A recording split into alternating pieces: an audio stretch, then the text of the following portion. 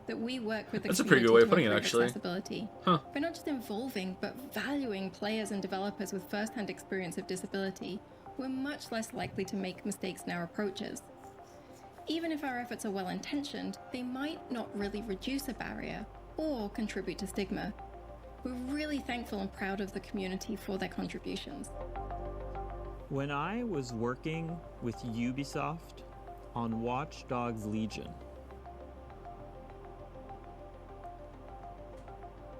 we got to sit down at a table going through ideas on how a feature could be used, like the directional captioning. I don't understand what the 4 minutes of walking was What about. kind of information could be on the screen at the same time?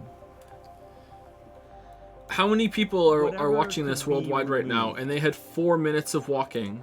There was a lot of going back and forth. 700,000 to make people sure just on Twitch there was alone. no confusion. It was great how they were double checking to make sure they got it right. It's I too deep grew for you, up Joe. You don't get the waiting symbol. for Oh no, I've been Silent Hill 2 accessibility to be again. Something companies can talk about.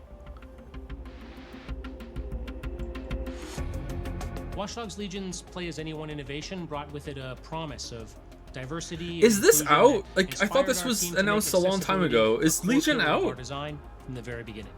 The game offers a visualized sound effect system that captions Yeah? hundreds Was it of bad? ambient world and gameplay sounds, from birds singing to footsteps to cars accelerating or crashing, each prioritized by context and spatialized with a directional indicator. The Watch Dogs Legion's team is extremely proud to have achieved this new level of accessibility. But it's only the beginning. Games that are truly accessible to everyone will require continuous innovation and effort. And I look forward to seeing today's innovations become tomorrow's standards. I should play more open world games. I think I'm behind on the open world game Assassin's meta. Creed Valhalla, we started working on accessibility features very early in the process.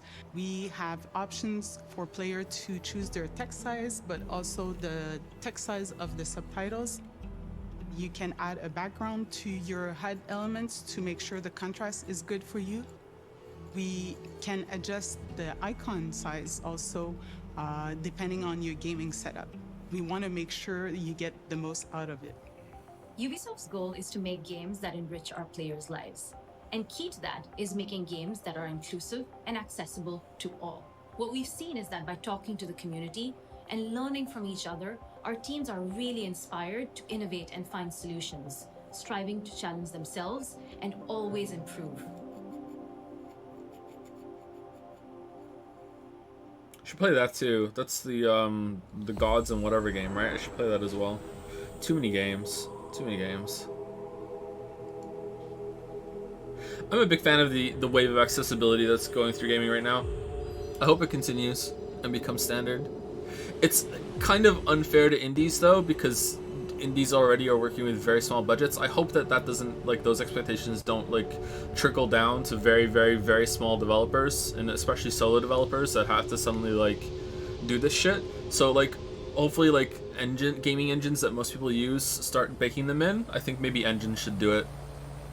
I'm not sure how far you could go with that though, but yeah.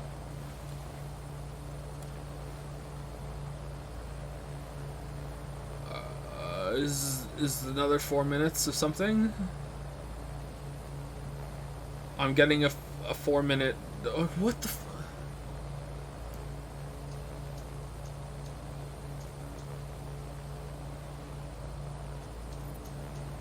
Oh, the pre-show's done. Oh, well, the pre-show was really short, huh? I thought this was just like a little Ubisoft preview, like segue, and then we're gonna go back to the pre-show.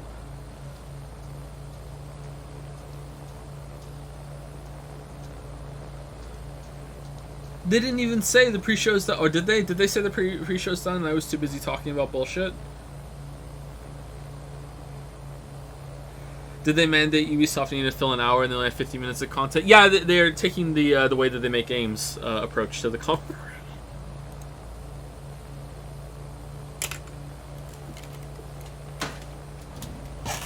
I'm gonna go pee. I'll be right back.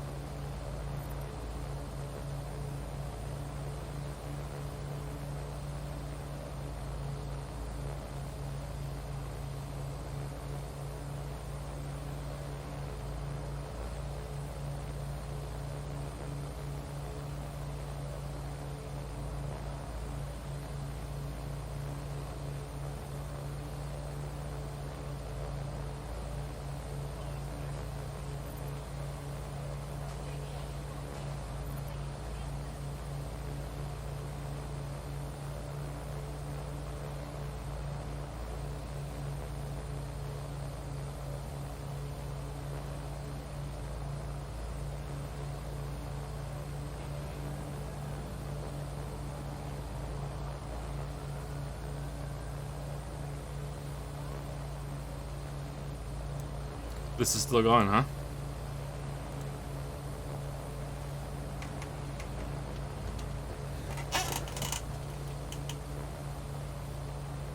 This looks dangerous.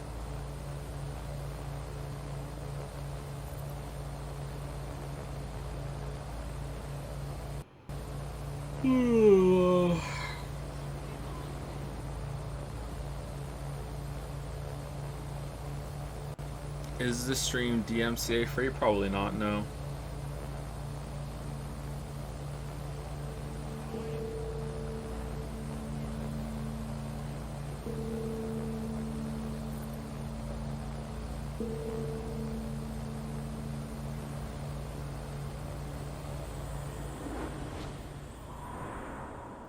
Oh, oh.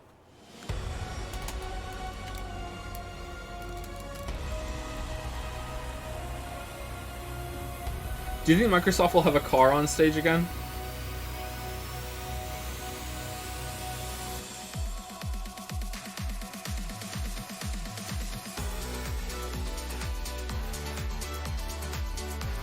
Oh, it's Fall Guys, but with cars.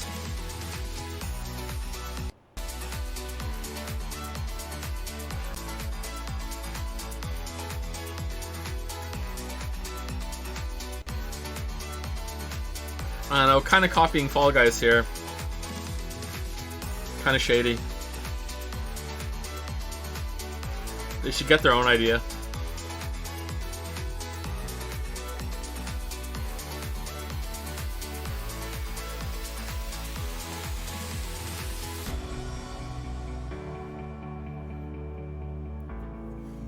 This was first! Actually, was it? I don't know.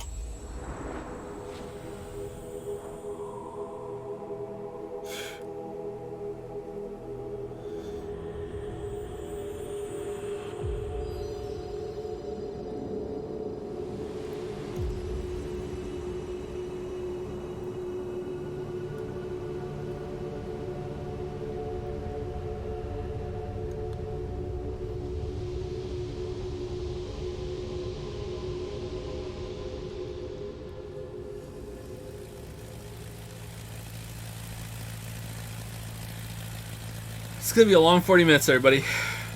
If you want to go and do something and then come back, like I'm okay with that. I'm not gonna stop the stream and restart for 40 minutes. So I will sit here and suffer, but you don't have to.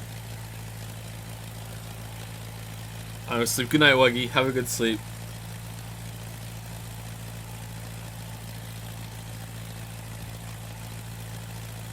Are you planning on playing The Great Attorney? Yeah, probably. I don't know when though. Did you hear about Doki Doki on consoles? Yeah, there's like some Doki Doki Plus version. Again, like Outer Wilds, I don't feel like you could add to Doki Doki. I guess it's just an enhanced edition with some new features instead of new story and shit. Like, I don't know. What will your Genshin video... What is your Genshin video going to be about? Will it include monetization? Oh yeah, for sure, yeah. I haven't really nailed down like how far I'm going to go into gachas on it, but yeah, I'll talk about the monetization quite a bit. Probably half and half. It'll be half talking about the game and how it succeeds and fails, and then the other half will be just like blasting its monetization and how predatory it is.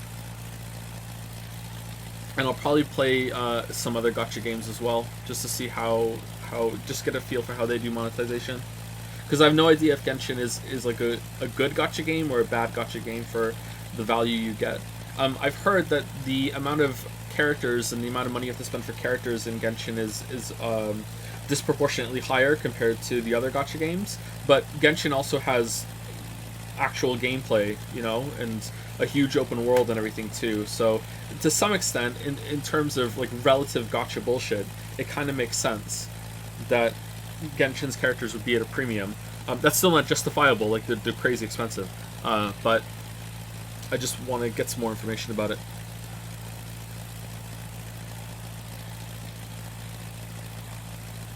It'll probably be a really long video. I don't know. Maybe. Most of them are long, right? After the Cyberpunk video and the Witcher 3 video, I'd really, really, really like it if I could make videos that are only an hour for a while. I'm really sick of these big, gigantic projects that just take so long to do. The bigger the project, the harder it is to keep it in your head and, like, with the Witcher project, like every single time I want to go back and make sure that it's all flowing properly with the first and second video, I'm building all the points properly. It's like watching all that back again, even at ×2 speed, is like that's a whole fucking day of work. You know what I mean? Only an hour. Yeah, only an hour. That's the world we live in, where an hour is like nothing now.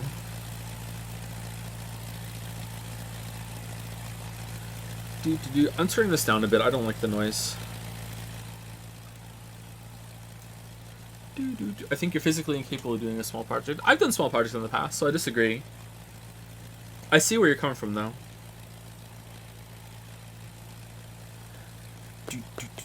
How's the new baby? She's great.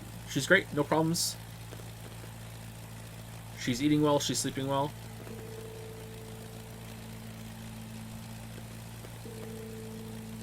If streaming is going to be your number one thing for now, you consider your first kind of streams? And streaming is not going to be my number one thing right now. No. Okay, so during the Persona 4 stream, I should clarify this. Oh, wait, hold on. Are we going to talk about something important? So, you might often see on social media a game announcing that it's gone gold. But the question is, what does that actually mean? You may not know this already, so I'm going to tell you. I think we know.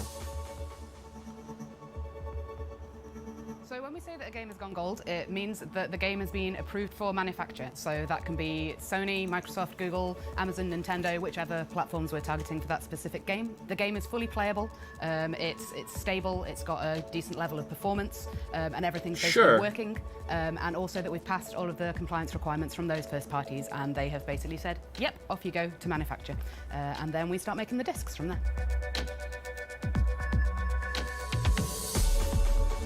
So the term going gold comes from when this was all done on physical discs. It's digital now, but when this was physical discs, the ones that were sent to the manufacturer companies with that version of the game on that has been given the thumbs up, they were gold colored, and so we still use that term today. So when we go gold, it doesn't mean that all the work is done for the team. We usually go to manufacture about 6 to 8 weeks before launch, so there's some time there that we can use to properly polish the game and fix things like stability and little niggly issues that might impact the gameplay when we go live. That's gotta be as stressful as fuck, 6 to 8 weeks. So one of my best memories from shipping a game is when we were working on the Division 2, and we decided quite last minute there that we wanted to make some improvements to the onboarding and tutorials right at the beginning of the game. So what that involved was me running around the office, just speaking to people, trying to see what was possible, what was safe to do, what changes we could make that were really going to improve everything. And it was great to be able to work that tiny bit of magic right at the end that was going to improve the experience for everyone. So when a game goes gold, that's quite a big milestone for the team. It means that something that they've been working on for quite a few years is almost ready to go. So remember to give them a shout out when you hear a game's gone gold. It means that we're all really excited to see you get your hands on the final product.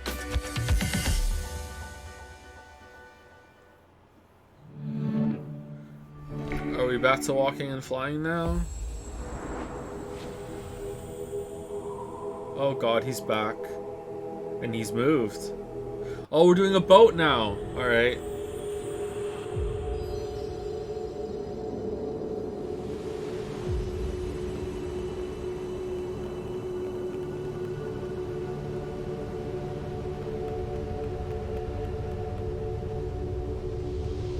No, it's just a bunch of montages. Oh, no. It's a boat. It's the sour boat. Sour bout. Okay, so I said in the Persona 4 streams that after the current projects that I'm doing are done, so the Cyberpunk video and the Witcher 3 video, that I'm going to be soft retiring from YouTube. And I think a lot of people have taken that to mean, first of all, some people thought that meant that those projects had just broken me, and that's not true. There's a lot of factors to it. Of course, I'm really tired and I'm burnt out to fuck working on these huge projects for such a long time, but I'm still very interested and very motivated to make more videos. But a lot of people have taken this to mean that I'm just not going to make videos anymore, and I'm just going to stream. What it actually means is that going forward, with the amount of time that I have, it's going to be pretty much evenly split between the two, and that means that I'm only going to have time for video work around 25 hours a week, which is a lot less than it usually is. So because of that, I just want to be upfront with people and be like, look, when this is done, the video work is going to be not getting as much time. My goal is to work 50 hours a week, And I'm gonna do a Patreon post about that soon. We want to do that for a while now, but obviously I think it's understandable with the baby and a lot going on. I haven't gotten around to it yet. That I just want to be upfront that look, like videos take a lot of time, and with a big project, like you could probably just do the math. Like if a video project takes like 1,000 to 2,000 hours, and there's only 25 hours a week, you know, like that's gonna take a long time to do. And I just want people to know that going forward.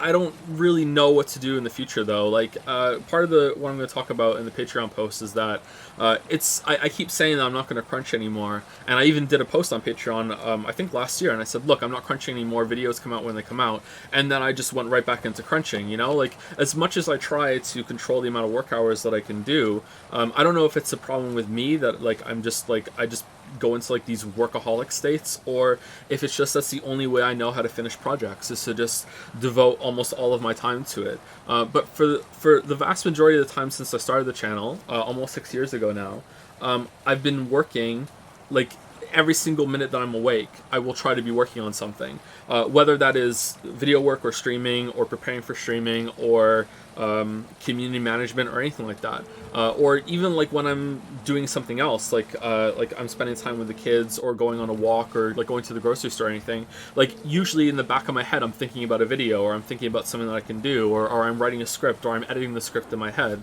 Let's turn this down unless it's really important, because I want to talk about this. Is this important? What's this? Is this Valhalla? When I started this project, they're the talking. Let's homework listen. I got from the Ubisoft team was go home and play. I should play this My name game. is Einar Salvik, a musician and composer from Norway. My name is Julie Fowlis, and I'm a musician and a singer from Scotland. I predominantly sing in Scottish Gaelic. The music that I perform is deeply Gaelic? rooted Really? in the music of the Highlands and I Islands thought it was Gaelic. in particular. Is there just two ways to pronounce it? I understood Like quickly Celtic that and Celtic? myself and people in the music team of Ubisoft, we had a lot of the same ideas and vision of what my part in it could be. When I decided I wanted to have Julie on board and she's accepted, I could already hear My the mother music. was Scottish, born in Glasgow, I've like known Julie raised for in Glasgow, for a and she long said time, Gaelic. Been a fan, and yeah, always hoped at some point come an opportunity to do something together.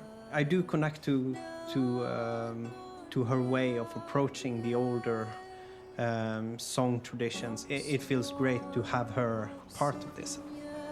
It was certainly an amazing opportunity to work with Einar. I love his work, I love his music, and his approach to making music. To work with Einar on these songs was just something to me that felt quite natural and really enjoyable, actually. I have implemented instruments such as the lyre, which would be the most common string instrument at the time. I of course used the I like lyres. the bronze horns that we also have in Scandinavia and was present in Ireland at this time and for a long period before this as well. One instrument that I introduced that I didn't use in the main game is the crwth. It's a form of lyre, was present in both Ireland and Wales and Scotland. So of the two songs that we worked on, one of them was an Old Irish, Flan for Eden. That is actually an excerpt of a poem dating from the early 800s. That was the intention of the song, creating a praise poem for Flan. The Liafalis, there are many strange myths about it. It is sort of the coronation stone that had a power of choosing the king. When a truthful king would touch it, the ground would resound beneath it. It is sort of the heartstone of Ireland. Is Valhalla better than the one that came before? What was the one that came It was before? really a great experience working Oh on man. these two songs. They were There was very, Origins, very and then different, there was stylistically. the one where you're a and Spartan or linguistically something, right? also. Odyssey, yeah. Is Valhalla better than Odyssey? We wanted the Gaelic language, Old Irish Gaelic, which is a mysterious I language. thought Odyssey was okay. This is a language that we have evidence of through Big writing, Witcher 3 but we vibes. don't know how how it sounded. We don't actually know for sure how it sounded, so it's a little bit of educated guessing. The legend is that the stone will bring woe, but the song claims if Ireland came to peril, the stone would rain a storm of wonders. Kira is a very important character in this story. Kira means the dark-haired one, and it was challenging for me too. I had to adopt the voice of this amazing character who's a very, very strong character. But it was really incredible recording the voice parts and being directed in real time from Canada. I put a lot of heart into my work. It's important that it reflects the game, but also reflects the culture. The music and the language, they really shape our identity as Gaels. It was hugely satisfying to work on the music, and actually for me it was a great way to channel some creativity during the pandemic.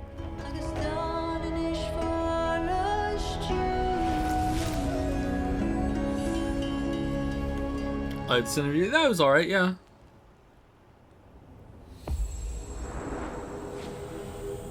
Joe, I just gotta say it's really nice to hear your voice and congratulations on your first shot. Oh, thank you very much. Fourth, but most importantly, final. No more. You're done. You're done. Am I vaccinated? No, not yet. They're not doing it for us yet. Maybe if I pushed a bit, we could get it to happen. But no, not yet.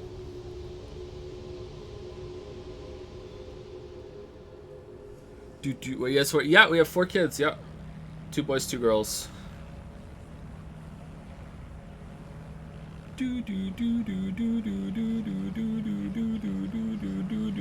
Anyway, like I was saying, like I feel like I can't do the work without crunching. So like even when I'm not working, it's always going on in my head, and I like that. Like I don't want it to sound like I'm complaining, because I'm not. Like I really love my job. I love streaming and I love making the videos. Like genuinely, I really do. I consider myself very, very lucky, and I also like working so much. I like making the content. But the thing is, it can be stressful, but it also takes up a lot of time. And that's why it was like, whenever there's like some delays, it can be because even small things can make delays. Like if something happens with the kids and that takes like a night or 2 away from me, then like that's all, like whatever time that takes up is time gone away from work that was scheduled. And it's like, okay, I'm planning for that amount of time to be available in the future. Well, what's happened lately with especially with now having 4 kids, having the house to take care of now, when my dog died last year and we got 2 new dogs, just lots and lots of things like that. Lily was pregnant, obviously. That's what happens before you get a baby. And other things too that like, I'm narcoleptic. I've spoken about that before. My narcolepsy has gotten a lot worse over the past few years. To now where it's the worst it's ever been. Like it's not that I don't want to crunch or anything anymore, because it just seems like I can't work without crunching. I just don't have the time anymore.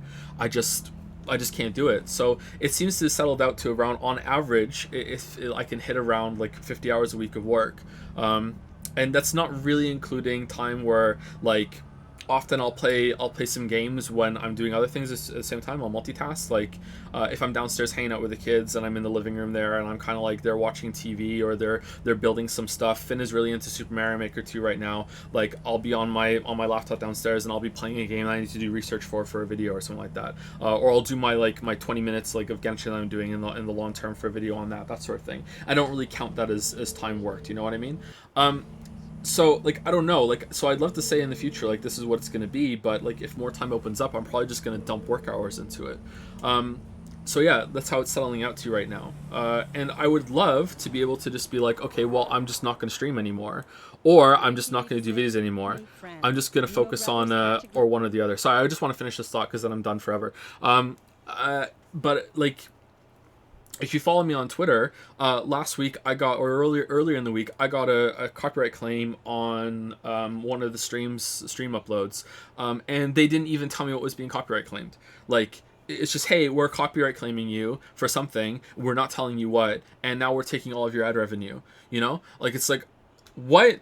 Okay, cool. So like, it doesn't even say music either; it just says audio content. So is that is that a copyright claim on, like, some YouTubers have reported that they got copyright claims on silence sometimes. They've got a copyright claim on, like, something that they recorded themselves. They're, like, standing outside their house and they're just talking, and they still get a copyright claim because it flagged the robot or whatever. So I can't even dispute this properly without even knowing what it is. You know what I mean? Like, I still did. I did my usual copy-paste thing, and at the end I said, I don't even know what being copyright claimed here, so I don't even know why you let this through. And then YouTube got back to me on Twitter, and that turned into like somewhat of a thing back and forth with them. I don't know if they replied to me actually. I need to check. So it's like, how do I devote to one thing? So I spoke about this a few months ago. I said, I feel like I'm not doing YouTube very well. I'm not doing streaming very well either, because I can't commit to one like I probably should. But I feel like I can't commit to one because shit happens. It's like, okay, I'm just gonna do YouTube, and it's like, well, fuck the copyright shit. Okay, well, I'm just gonna do Twitch. Well, fuck, they had their own copyright shit too. You know what I mean? Like, so, like, I don't know. I don't this is fucking just feel kind of stuck, and some people really like the streams, and some people really like the videos, some people like both.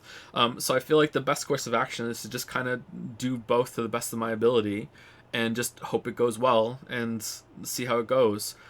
So yeah, the Patreon post is basically going to be titled like, why you should cancel your pledge. And if you want to cancel, then here are the reasons why. And if you understand that this is how it is going forward, then okay, cool. Like there's no hard feelings. The Patreon support isn't really about funding new videos anymore. It's mostly about just like, hey, I like your content. I get it for free on YouTube.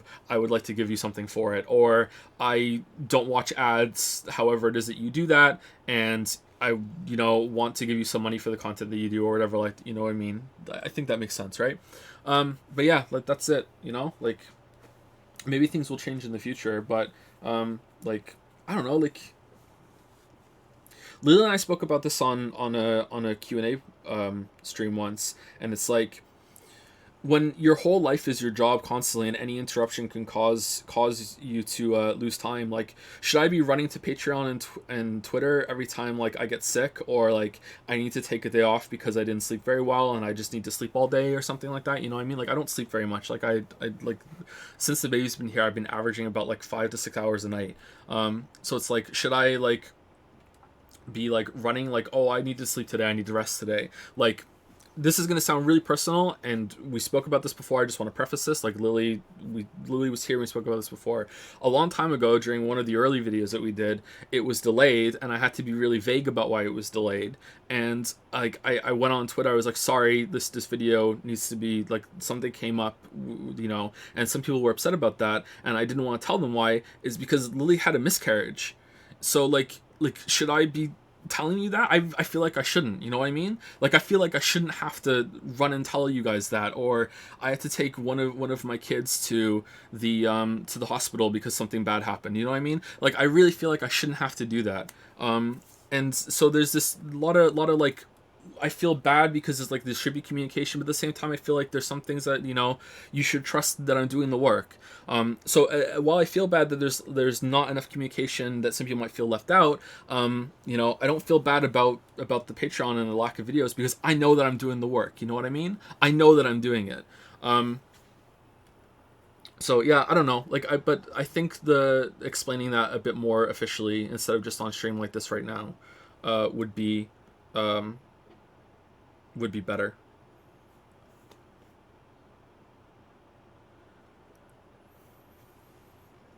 Are you mad? Oh, absolutely not. No, not mad at all. No, I'm just feeling some pressure, and I feel like some people, especially if they're giving me money, like, rightfully should have some things explained to them. Like, anyone who's giving me money on Patreon is doing it voluntarily. So I've had lots of people tell me that I should never feel bad about that, because if they don't want to, they'll just stop. But at the same time, like, I do feel some sort of like, well, why did you have another kid? Are you expecting us to support the fact that you had 4 kids? Well, no, like, it's none of your business, really. And like, if you don't want to give me money because now there's time that I'm going to be spent because I have 4 kids, then all right, that's fair. You don't have to. But at the same time, it was our personal choice to do that, and you're still getting more than full-time hours work out of me every single week, and I think that's fair. But I did build the channel on the fact that I was working, like, literally every single minute. Like there were many weeks that I was like at around over 100 hours. I know that sounds insane, but like, I don't sleep. You know, like I have more time in a day than most people do. And then like throughout the Witcher 2 video, like that was all I was doing. It was like getting up, like working, like eating, like I shouldn't say this shit, but like there were some weeks there where I was like legit neglecting my kids, man. Like I was like going downstairs and I'd be in like a fugue state, and I would look at my kids and I would look at Lily and I'd be like, I don't recognize you. You know, that's how deep into the project I can get. It's like just like what the hell's going on. And then after that, it's like there's this recovery time that has to happen at the end. And I know that sounds silly because it's just making videos. It's not like I'm going out doing manual labor, but I think anyone who's ever like crunched themselves into a project can attest to like it's not just, imagine doing an essay, you know, doing an essay the night before you pull an all-nighter. All right, imagine doing that for weeks, you know, or some cases months, you know, like it takes a toll on you, even though it's not like physical strenuous job, you know. But yeah, I don't know, man. I just want to clear the air on some of that shit. There was a post that someone linked to me, and I was like, oh, some people think that I'm quitting. I'm not. It's just that there's going to be less time because I'm Ninja Turtles. Oh shit. Because there's just less time for me to work at the moment, and then maybe that'll change soon, or after the kids get a little bit older. But that's just how it is. And I wish I could just focus on one, and I could put like that 50 hours. All right, 50 hours of streaming. That'd be a lot of streams actually, or just 50 hours of like just here you go, boom, video content. All right, that's a lot of hours. But then YouTube does this shit, man, where they do copyright claims and just complete horseshit.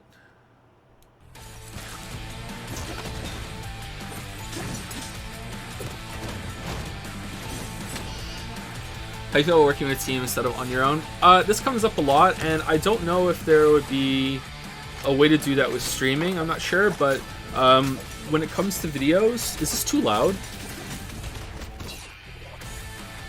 Feels loud to me. Okay, so when it comes to videos, I have to be the one that plays the game. So there's stages to making a video, right? There's research, there's playing the game, there's playing other games potentially if I need to make comparisons and stuff like that. There's writing, there's recording, there's audio editing, and then there's video editing. And then there's like a bunch of polish and looking into it and editing changes and everything and all that shit, okay? Sorry, I know if you've been here for every stream, I've spoken about this a couple times before, so this is just the same shit to you, so sorry for the repetition. I have to be the one that plays the game. I have to be the one that does the research. I have to be the one that does the writing. I think I have to be the one that does the recording. I think people like my voice and that it's my voice all the time on the channel. Lily and I did float the idea once that she would record some videos. Like I think around like the Hearthstone video or a couple after that. The Witness video, I think it was. I floated the idea that like after that we would just alternate on who gets the recording, and it would just be like it would be Lily's voice every other video. But that didn't happen. So like I have to be the one to record it. I could hire someone to do the audio editing, but the audio editing doesn't really take that much time, to be honest. Like it's shit work. I hate doing it. But in terms of like the stages, it's like my least favorite part of it, but it's also one of the shortest, if not the shortest part of it. I have to be the one that does the video editing, at least the examples part of it, because I know where all the clips are. If I've done the work to the point that I've like recorded where all the clips are that I want to support each point, like here's the evidence for this point, here's the evidence for point B, point C, point C, point D, point E, blah blah blah, and so on and so forth. Like the video's made at that point. Like if I know where they are, like it's already assembled. I could hire someone to add some visual flair to some of the videos, and I have done that in the past, but it's usually just to add some like some spice to the video. Like here's some art that's been made, here's like a video segment that I feel like I couldn't do properly, so I hired someone to make like a little animation, you know, that sort of thing. So I think that there's no real part there that I could get someone to do. So like potentially the audio editing, potentially some of the video editing, but I think that would just be more trouble than it's worth. Hello everyone. As you may already know, Ubisoft has been supporting indie studios for many years now. Maybe I'm wrong. Maybe there could be something, but like I don't just talk over random footage. You know what I mean? Like my footage is always supporting the point, and to walk someone through that process, it would just be faster if I did it myself. I'm Sandro, the co-founder of Tucana Interactive, a young independent game development studio based in Berlin, Germany, currently working on Dorfromantik. Dorfromantik is a relaxing. Oh, this looks relaxing. I want to try this. Where you create an ever-growing idyllic landscape by placing tiles. You can immerse yourself in a beautiful, peaceful, and quiet world. Can you hire companies to at least deal with the cardboard stuff for you? Yeah, I thought about doing getting that and getting a lawyer on board to do that shit. But you know, like, just add it to the never-ending list of shit to do. Also place your tasks very strategically. We are the lucky winners for Ubisoft's entrepreneurs in the after Witcher this time for sure. But yeah, we are excited for the upcoming acceleration program, where we participate in mentoring. You're a Virgo, aren't you? I'm a Joe. Able to receive marketing support, such as the Indie Game Arena booth at Gamescom. Golf Romantic is already I'm a Scorpio. Right now in early access and will go into full release later this year. In addition, we also already have plans for mobile and the Nintendo Switch, so there's a lot still to be discovered. Oh, thanks, Sustray. That's a nice comment. Thank you for your time and to Thank you. Ubisoft for this great opportunity. I think people look over your script and tell you which parts could drag or need to be expanded on. People understand could be better. Could also be valuable work. Well, that does kind of happen, but at the same time, like right now, the conversation is how could the videos be made faster? And if anything, that would slow it down. Strategy game. You've got a team of 5 fighters. You're playing against an opponent's team of 5 fighters, and they are, you know, a little bit gay. But you know, if you're not gay, that's okay too. I think that it's a really, really fun world, and I think that the competitive play of it is really solid. We've been working with Ubisoft for a little bit now. We actually are the winners. Should I try Guilty Gear? 2019 indie series run by Ubisoft Toronto. They've helped us out so much over the years. I should try Guilty Gear. Support when we launched into early access. They connected us with different folks internally who could help us out, and even to folks outside their company. We have a pretty vibrant Discord community, and a lot of folks who've just been enjoying the game. And have you thought about hiring an editor to make something like highlights of streams for second channel? Yeah, that happened for a while, but we just kind of fell out with it. Pick it up, send it to some friends. Again, time. Like I want to set that up properly. Like I want there to be like a ad revenue share properly set up for that. Pay them up front for their time. The problem is like, is it worth it? You know. Hello everyone, I'm David Principal, game director on You Suck at Parking. You Suck at Parking is the world's most extreme parking game and probably the only racing game where the goal is to actually stop your car. It's a funny physics-based racer, which doesn't take itself too seriously, but still requires enough skill for you to master the hardest tracks. We crashed into the Ubisoft design team a while ago, and we had some great discussions on You Suck at Parking. They gave us actionable advice and great feedback along the road. And they've been champions in I do suck at parking. Have you looked at that Nebula thing that some YouTubers do? I think I've heard of it. I'm not really sure what it is. It's another platform, right? The goal is to fill every parking spot before the timer runs out. And don't get too attached to your cars though, because you'll have to respawn a lot. For the competitive players out there, there's leaderboards in every level, so you can compete with your friends and the world for those top spots. And for everyone that's feeling Yusuke parking. I've also included a level editor. Can you imagine Yusuke driving? In the main game, so you can go all out and be creative and make your own tracks. You want to know how much you suck at parking? You can already do so. Download the demo. You can also talk to us, show us your best moves, or talk to other parksters at our Discord. Happy parking!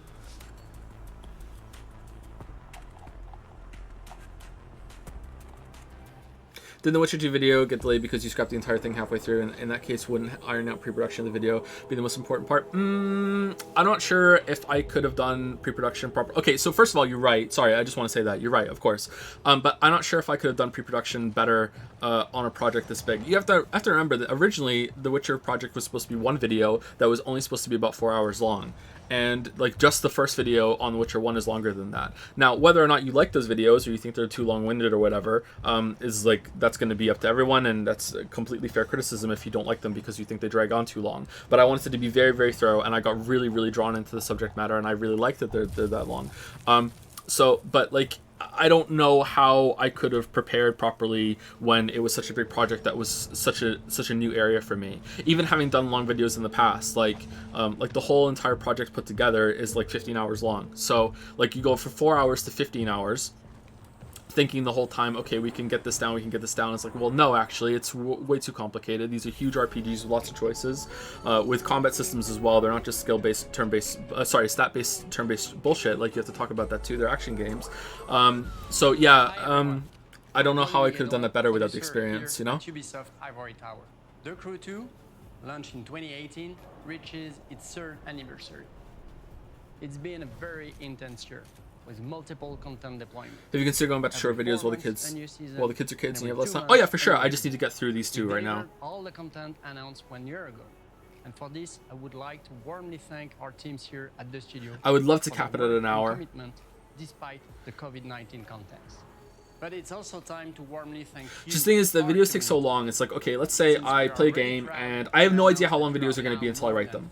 So let's say I play a game and I'm like, all right, I really want to make a video on this game. So I've played it for hours and hours and hours. I've done all the things I want to do. Now I'm going to write the script. Okay, I have all my notes I've taken while I was playing the game. I write the script and I'm like, oh shit, well this video is going to be 2 hours long. All right, well that's too long. I guess I shouldn't do it. Well, I just spent all this time playing the game and writing the script.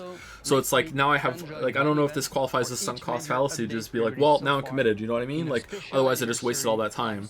What if next project is the same thing too? Like I don't know. I'm super happy to announce more season for our 4th year. This new content will of course be available through Motherflix, new season. How long is the Witcher 3 video? At least as long as Witcher 3 video. And enjoy a glimpse of your next Motherflix show. Thank you all. Have you considered making different sorts of videos? What about examining a group of games to discuss one mechanic idea? I'd like to, but I've done a couple of videos that are kind of like that in the past, and they don't really do that well, but maybe that's because people want the long-form content from me, or maybe those videos just weren't that good. I don't know. Like, watching them back, I think they held up quite well, but I'm not sure. Maybe I just picked, like, kind of topics that people aren't really that engaged in. I'd like to do some videos on TV shows a bit. I'd love to do a video on Mr. Robot.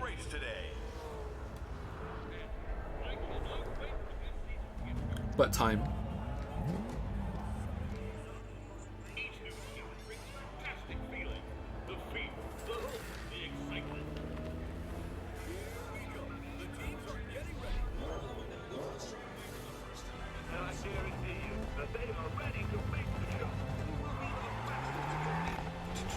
Would you recommend just watching the first 2 Witcher videos as opposed to playing them? I mean, if you don't really want to play them, like those first 2 videos give you the experience of playing them pretty much, yeah.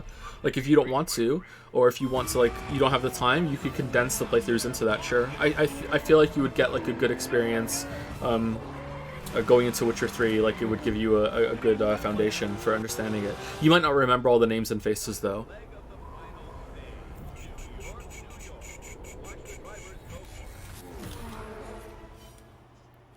I definitely think it would be worth it to do highlights or stream content. It would be very different from your video content, so highlights would be a good entry point for people to the stream. Personally, I don't have time to watch 4 hours of VOD, but I would love to watch the highlights. Okay, so here's where my brain goes to this, right? Let's say I do a 100-hour playthrough of a game like Persona 4, right? So now I have to pay someone to be there for 100 hours to watch all the single streams to make sure that they know what they're highlighting to make a good video.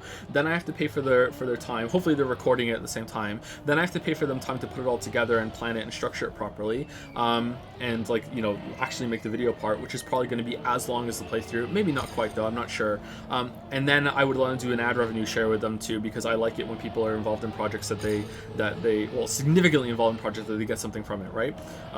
If it succeeds. And that is a lot of money. Now, do I have to do it that way? I'm not sure. Maybe someone who already watches the streams would like to take that job and would be like, I'm already here anyway. I'd like to monetize this time that I spend watching your streams. And, you know, we'll just work something out where I just make the highlights and then we have the ad revenue share and you pay me for my time, just the editing part. Like, but would that be Scumbag Joe? I'm not sure. I'm not sure if that would be ethically fine or not. I have no idea. Because there's an expectation there that you're going to be there, you know what I mean? Like, you have to be there for the streams because that's your job, you know? So, yeah, I'm not sure.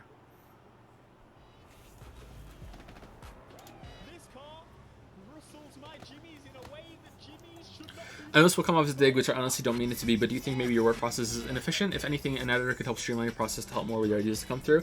I'm not sure how an editor would help that, though. Is it inefficient? I have no idea. I mean, it's easy to look at me and think, okay, well, Joe doesn't produce a lot of content because he doesn't make a lot of videos. But if you look at the time of my videos and you look at, like, the minutes that I've produced, I think I'm pretty fucking prolific, aren't I?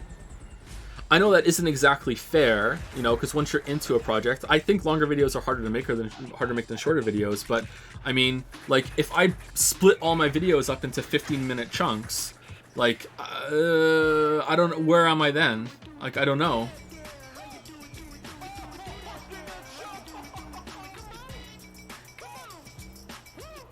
I know it's taking a long time and there's a lot of delays and shit, but like the Witcher 2 video is 5 hours long, man. It's like almost 3 movies. And there was a 4-hour video before that. So I don't know. It's hard. It's really hard to judge because you're right. Yeah, like where are the videos? Why is it taking so long? But they're fucking long, man.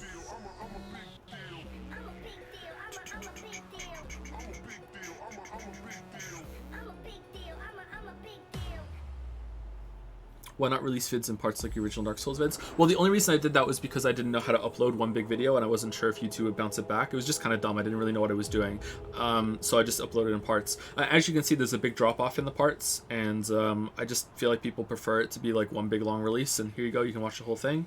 If I did it again, I would just release that all as one big video. I'm not sure if my computer could render it all together, actually, now I think about it. Maybe it wasn't about YouTube. Maybe it was about my PC at the time. Hey everyone, I'm Latish Thalinathan, live producer on Watch Dogs Legion. Back in October 2020, you recruited a... You might benefit from talking to a professional editor. Don't think of them as ways of automating a process to get them as a co-producer of content. Good editor can make you ways you can imagine. No, I'm not interested in that. Sorry, no way. No way. And fought for London with Mina. I'm not working with anyone that can be like, oh, okay, here's what we're doing, part of the creative process, and now we're going to have an argument about it. Absolutely no way. No, I would not do well with that situation. Got a simple job for you, Aiden. Huge payday. What's the catch? And I think that would slow it down. Now I have to have conversations with someone about what we're doing, you know? Mr. Robot is really serious, man. I love it, but sometimes I feel like some of the characters have been done dirty. Also, I think the ending is both great and not great. Don't know how you feel about it yet. How about you? I don't like the ending. I don't like the ending, Mr. Robot. I love the show. It's one of my favorite shows. Some of the episodes have been just some of the best episodes of TV ever. Just an absolutely fantastic show overall, but I agree with you about some characters, and I don't like the ending, so it would be an interesting video. There were at least 3 characters, maybe even 4 or 5, I don't know how high we could get it, that I think that the writers had absolutely no idea what they were doing with, and they just were like, oh well, and then that's it. So really disappointing how they treated some characters, but overall, like, still, like, that's how good the show is. It still didn't detract from it. I can say it's bad. It's just, if I was gonna watch it again for my own enjoyment, I would probably not watch the last episode or the last 2 episodes. I would just pretend they don't exist. I'm just tired of criminals. Do a video on The Office. I need you to pay attention.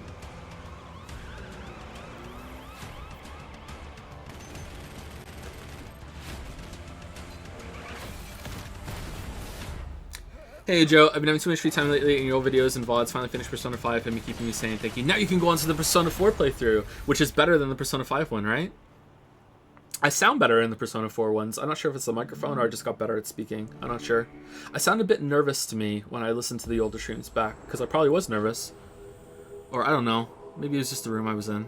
Have you ever heard the saying that games like Witcher 3 and Cyberpunk are not RPGs, or RPGs only in the name? Do you agree with that idea? What is a true RPG for you? RPG is a dead term to me. I don't think RPGs really exist anymore. Like, if you're talking about, like, oh, you're playing a role in a story, well, that's pretty much every game now. Because before it was like RPGs were the only games that really had in-depth stories that you could really sink into, and that's so many games now have that. And now it's like RPGs are like with stats and mana, hit points and shit level up. Well, a lot of games have that too. So I don't know where I would say an RPG even is anymore. You could probably nail it down, but genres are kind of dumb. Now I feel bad.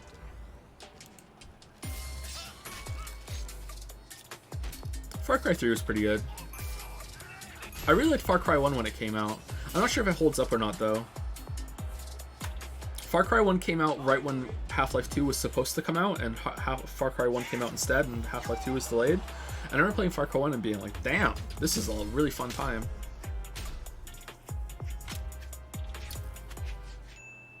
Have you watched Pyrocynical's video on Far Cry 3? I have watched Pyrocynical's video on Far Cry 3. It was pretty good. I liked it.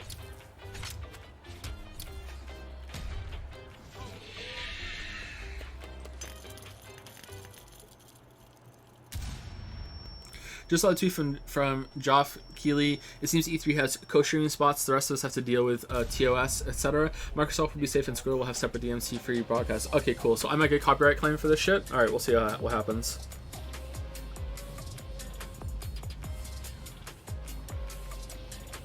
If that's true, I wish Twitch had like emailed everyone and been like, look, I know every year usually this is fine, but this year it's not. Maybe they did. Oh, I can't check my email right now. Oh well.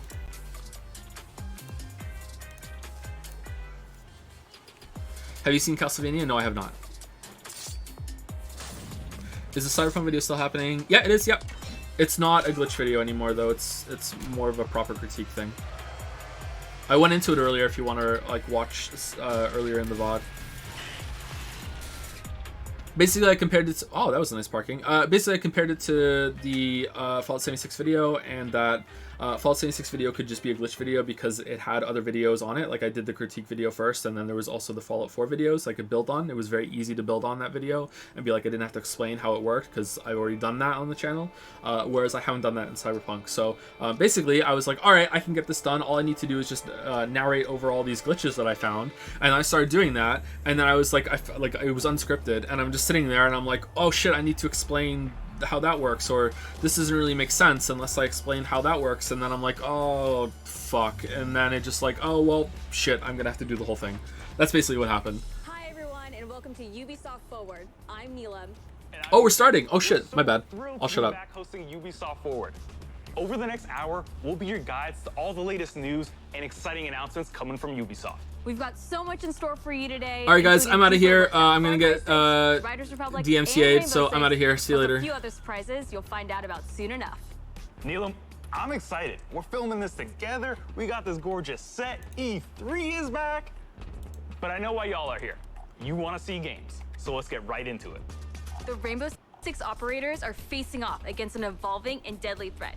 You'll no doubt have noticed that the alien parasite has spread to new areas. It's time to suit up and step into the containment zone. Here's a deeper look at Rainbow Six Extraction.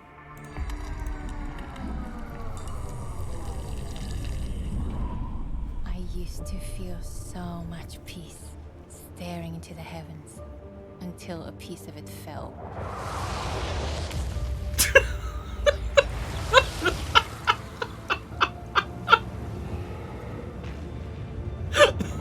And the nightmare began. Literally. Right now. We thought it could be contained. But it evolved. So we did too. One of our own is MIA. I need an extraction team, now. What is this, Rainbow Six with, like, If aliens? there's a way to stop them, you will find it.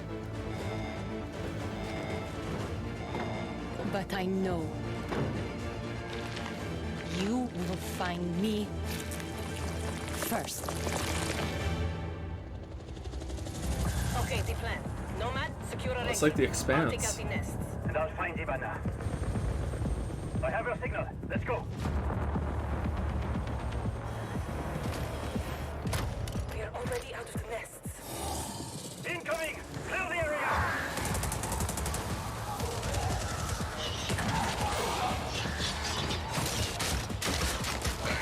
Stand back!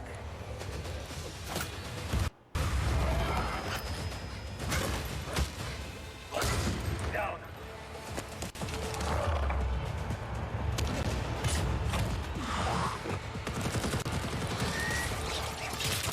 Clear. Let's move out.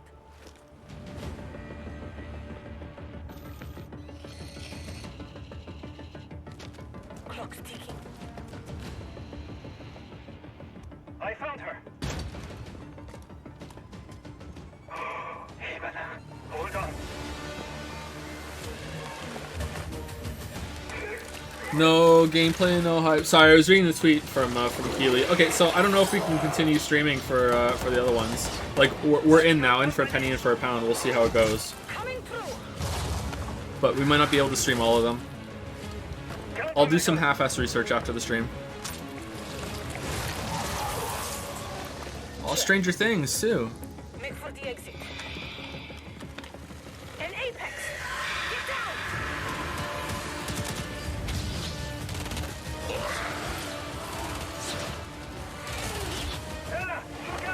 Why not just delete the VOD and delete my Megalovania fart joke?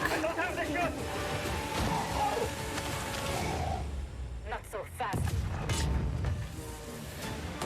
And not show you my seesaw trick? Was that a predator? Now's our chance! Nomad, blow the door! Cover me!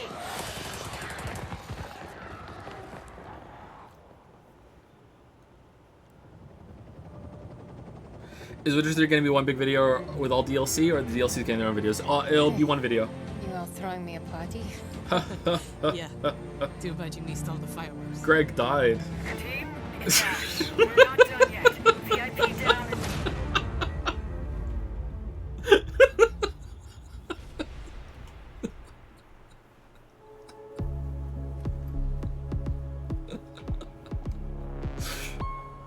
Now, I know you must have a ton of questions after seeing that trailer. No. And we have answers, as well as a full gameplay walkthrough coming up, so hang tight. All right. My name is Richard. I'm your resident community developer coming to you from North Carolina. We're thrilled to be back to give you an introduction to Rainbow Six Extraction. With me today in Montreal, I have Bruno Lalonde, our lead technical director, and Alicia Fortier, game designer, to help walk us through. Alicia, what can we tell our players about Extraction? Extraction is a 1 to 3 player co-op experience. Whoa, that's you might less think than you I know what you're thought. 1 getting to into 3? since there's going to be some of your favorite Rainbow Six operators, but it's going to be completely different because this time you're not fighting against each other. You're coming together to face an unprecedented, evolving alien threat. Some of the operators' abilities, gadgets, Six and Blood? tech should feel familiar to Siege players. But this time, as you progress through the game, you'll unlock new ability upgrades and a whole new arsenal. Oh, it's based on the specifically Siege thing? designed to Alright, take this on game new actually might threat. be cool then, because I hear So good the things about Siege. operators we just saw in that trailer are very familiar. But what happened to Hibana? She got captured. Oh, no. In Extraction, you're always putting it all on the line. If you or a teammate falls during an incursion, you're gonna go missing in action. You can't play MIA operators until they're safely recovered. You and your squad are gonna have to come back together. Can you pay real money to back get in them there back, and though? Get them out. God, I hope so. Every time you go in the containment zone, you risk losing all your progress and upgrades. So stay on your Every toes battle and pass, you wait get 10 every get move out you of make. Extraction free cards. Balancing that risk and reward scenario is going to be tough. Bruno, can you tell us a little bit more about the alien threat? No. What is it? Who are they? And where do they come from? Same fucking What we know is the Archenes are an evolved form of the parasite that was first detected few years ago during the Outbreak event in New Mexico. But a lot have changed since. The parasite has spread to 3 new regions, emerging in several containment zones within New York, San Francisco, and Alaska. This is what we know so far. Within the containment zones, the alien ecosystem is in a continual evolution, as incubation nests and their sprawling tissue spawn procedurally, taking over different areas of the map in reaction to the player presence. The parasite is always spreading, always evolving. But it didn't look too happy about the operators disturbing their new home. What are we facing off against? Well, the Aliens. black gulag sprawl is probably the first thing you will take on. The sprawl. It spreads to the map once your presence is detected, It sprawls through the slowing map. progress and helping the Archenes. What? Some of the other threats you may have seen in the trailer are the long-range spiker, the explosive breacher, the shape-shifting tormentors, and the apex. There's a lot more species of Archenes and mutations that have been observed. More to come on that very soon. Thank you both so much for joining me. I'm really excited to dig into more of the details. We still have crossplay to talk about. Yes, that's right.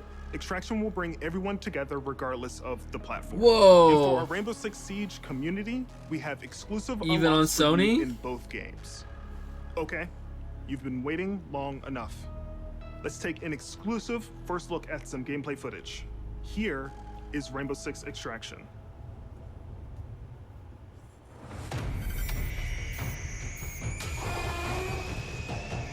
Oh.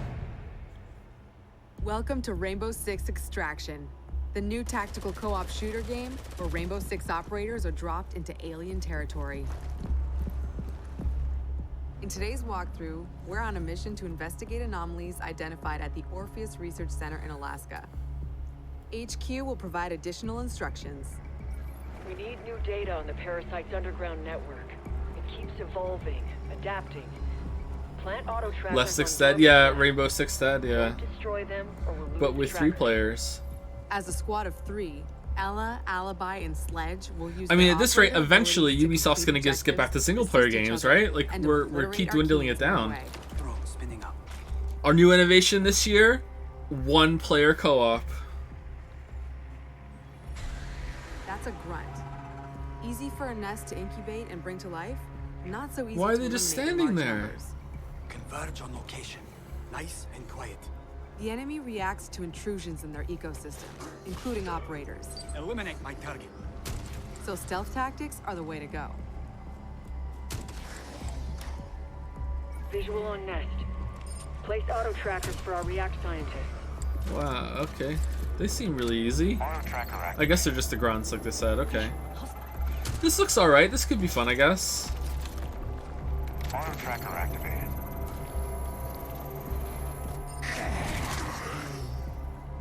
The parasite generates sprawl, a substance that connects their whole ecosystem. Alert an Archean, and a nearby nest wakes up too. Archeans move faster. Wait, in you just sprawl, shoot and it? Operators get slowed down. What? The squad can use their react light to see bioluminescent properties in Archeans and in the environment. The contrast helps to better identify targets.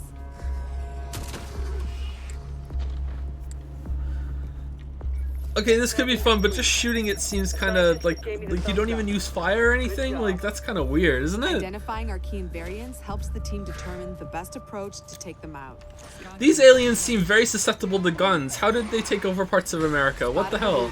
It can immobilize anyone in front of it. Uh-oh. The sledge will swing around back. Oh, is that why he's called Sledge? Is because he has a sledgehammer? Get out of Okay. there before the swarm appears. Don't push your luck.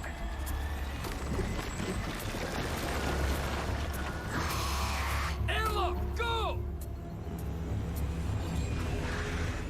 Oh no, it's Sword. Get him, gun. That was close. Here, the team can regroup and resupply. Airlock doors will open onto the next subzone. It's Gunther. Oh no, they killed Gun. What are we gonna do, Sledge? We need tissue samples from those Archies, and we need them gone. Archies? Use your react blade.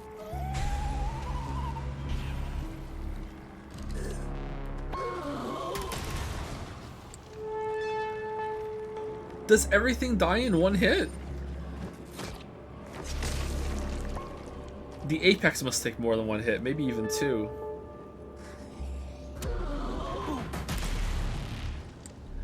It's right there. React blade, do your thing. Is his name React Blade? One down. We're not done yet. That's your target.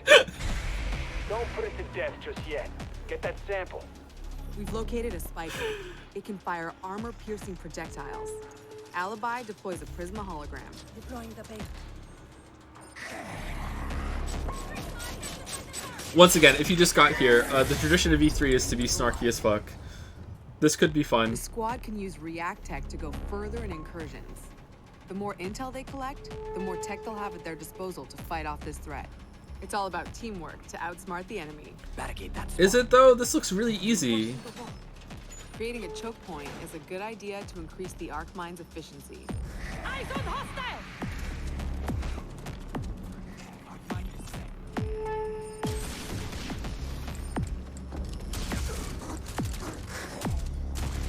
That's the way. Keep hunting. Uh-huh. That's the React threat sensor.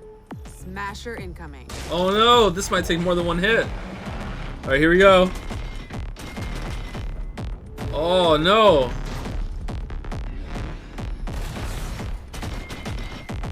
Oh, you have to hit its weak point. It's like a giant enemy crab. Oh, it's dead. Okay. Wow. It just stood there and let you kill it. Another objective completed. The squad can either exfil at the extraction point to bring home the latest Chat, do you intel, die in 1 hit too? or Okay, that would move actually to make it okay. Like, if you're also The this third weak, then subzone yeah, will be the I'm for most that. challenging yet. A true test of both tactical team strategy and operator reflexes. Some Archeans are responding to an elite as if they're communicating. No way we'd let them mobilize against us. No way. Hunt them down until the elite comes out of hiding. All right. Oh no, it's a lurker. It's what killed Greg.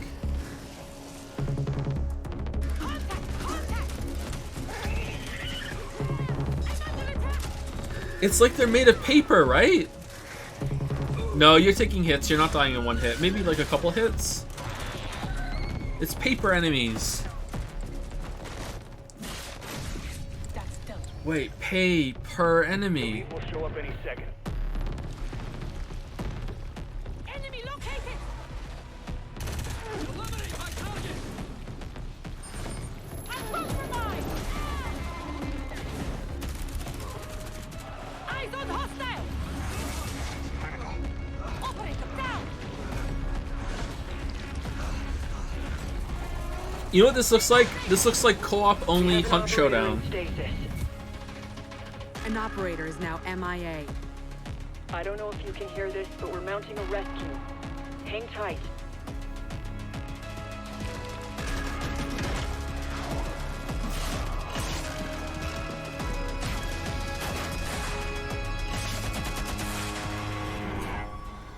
You heard it. A rescue mission is underway. React still needs you. Is React the person that got kidnapped? Okay, that could be fun. I just don't feel like that was a really Operators, good it's time to trailer. unite and stand Everything together just like against this died really emerging fast. threat. Squad up with friends in co-op or step into the No containment health alone. regen. Okay, yeah. If there's like Stay a tuned for balance more to like Rainbow long-term Six health extraction management, intel could be coming good. very soon. If you think fighting aliens is tough, try learning guitar. Well, that was a segue. 10 years ago, Rocksmith redefined music learning by introducing the first console game that taught millions how to play guitar. Whether you're already an expert or just starting out, Rocksmith has an approach that's for everyone. A fun and interactive way to learn guitar, playing your favorite songs. And in the decade since its release, our community and its impact have only amplified. This year, let's turn it up to 11 and see what's next for Rocksmith. Uh-oh. Anyway, here's Wonderwall.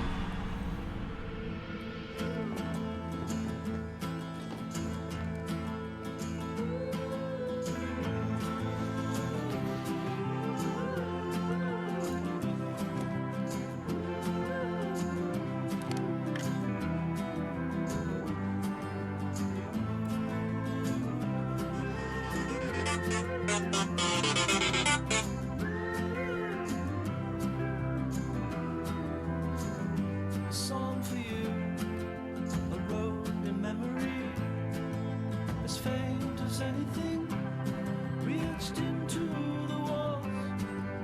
It's all for you. Recall the venomous silence running Can you actually learn how to play guitar from this? like a bayonet array in the afternoon. Kind of. Yeah. Seems mixed.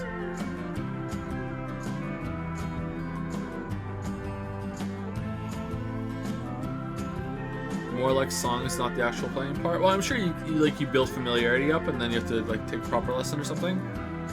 Like it's not gonna hurt you.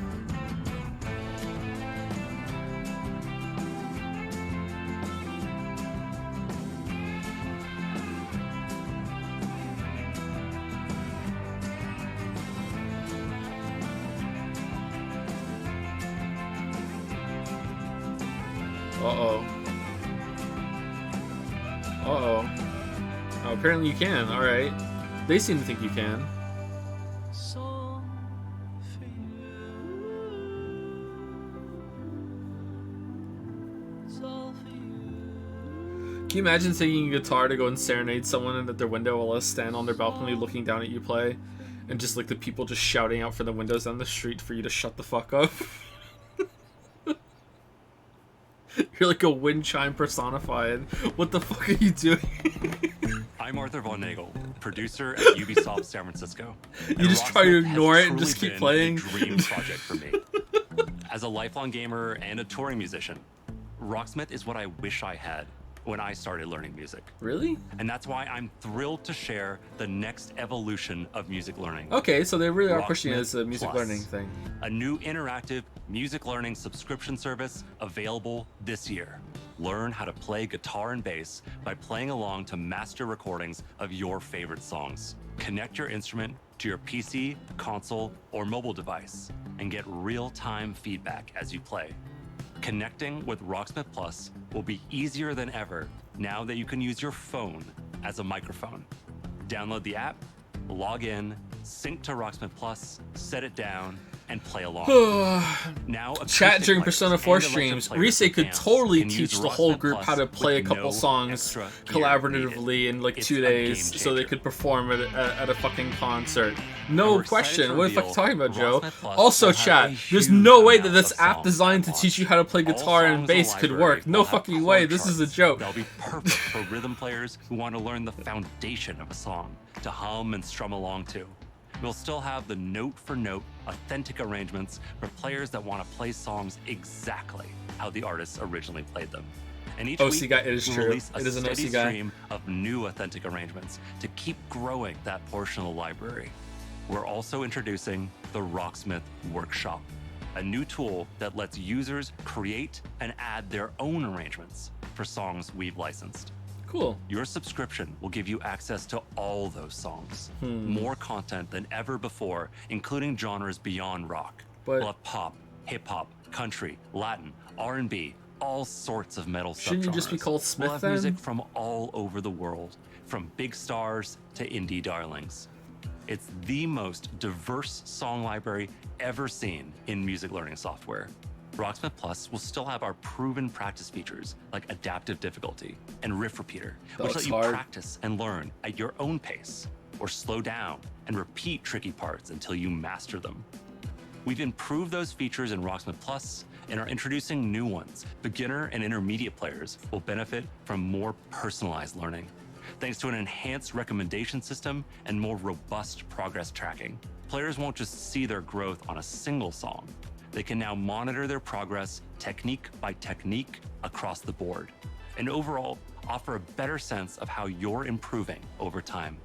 Advanced players will be happy to know we're introducing a new Rocksmith tablature view. That Is there way any you game can or game take series you have an advantage interest in of doing Rocksmith large-scale Plus's project song similar to library Witcher and videos? practice Deus tools Ex, in a format that's Mass familiar Effect. and one that will hone your tab reading skills. There's We're probably some else excited too, to but it'll probably announce never that you happen. can register for a chance to participate in our closed beta right after the show. Visit our website at rocksmith.com to get an early look If at this Rocksmith works, I Plus think this is neat. and help us test and create the future of music learning. I don't see why it Thank you wouldn't. so much to the amazing fans who have enjoyed and supported Rocksmith over the But past I don't know how to 10 play an years. instrument, so I have no idea. Let's jam together with Rocksmith Plus for another 10.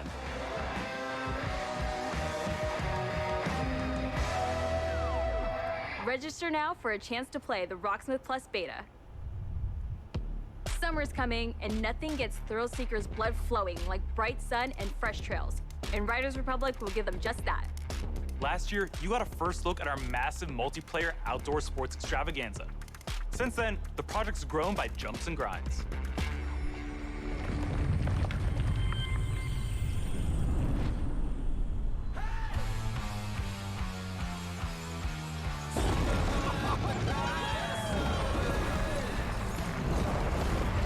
Anyone else feel like they're not Ubisoft's target audience?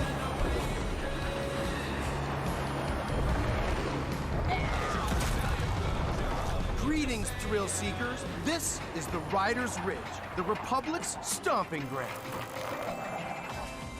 From here, you can meet like-minded riders, What's the beeping? manage your career, Is that the You're Not a Co-Streamer, Stop Streaming It beep? learn to nail those wild moves, Did I miss the email? stay stylish. Share Just your cut me off, creations Twitch. with Just do it. Don't Morse code me. Just Stay on top just of cut the latest stream. news. And take up some ferocious multiplayer action, like Free For All or Tricks Battle, our 6 versus 6 team competition.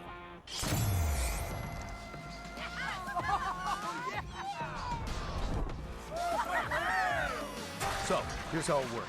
Performing big tricks on the modules will turn them from red to blue, and every trick that you stomp will contribute to your team's overall score. Still with me? Okay. When your team has turned all the modules blue, you capture that district, which will help multiply your score into the big time.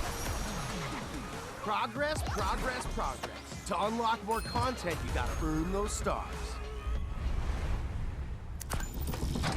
So, if you want to be this the is kind boss of cool. your own career, It's different, at least. famous competitions are waiting for you. Well, it looks hard to see where you're going. What the fuck? Is that because of compression, or do you just memorize the track ahead of time? Like, oh man.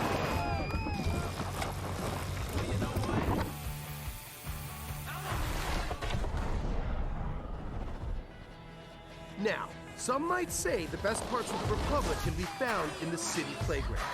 We've got modules that you can slay for days.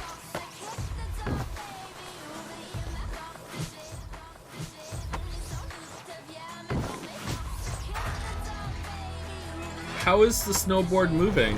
Maybe you're all about living on the edge. Either way, to progress, you gotta earn those stars. Having the right rig is important too. And we've all got our preferences. Oh, now streamer's gonna play this.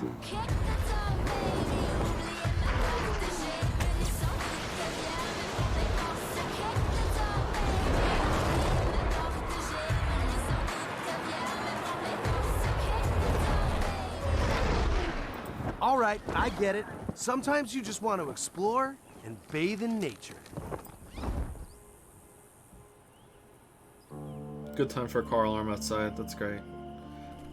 Delicate arch. It's That's fragile. right. Everything you do counts. Getting those stars means more rad to be had. And the Republic will abide. There's always something awesome to do as you reach new milestones and unlock more challenges. It's the Red Bull Joyride, people. It's infamous. It's spectacular. It's the biggest stuff. Uh-oh. And it's your friends. There is What's Twitch trying to tell me right so now? much more. More stunts. More sports. More events. He's still streaming it, sir! Well, did you do the Morse code beeps? 1 and then 2, 15 minutes later like we agreed. And he didn't take it? No, he didn't! What are we going to do? I know, just flash the fucking broadcast signal on his screen a couple times. Alright, we did it! He's still streaming! My god! Does this speak to you? Then don't miss out on mass races. Woo!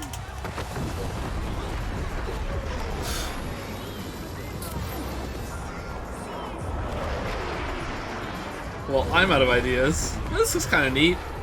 I think if this game appeals to you, this looks pretty cool. I'd try it, I guess, but like I'm not, you know, like excited or anything. Like it looks alright. The Republic awaits you, Ryder. See you soon.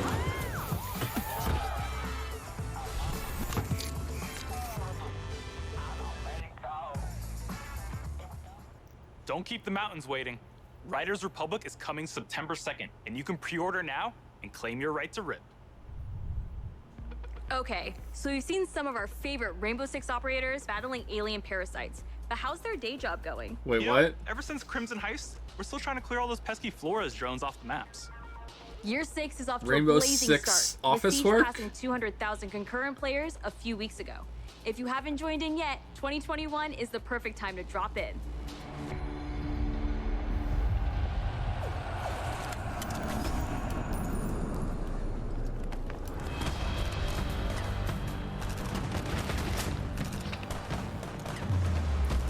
Have you ever pre-ordered anything? Oh yeah, for sure.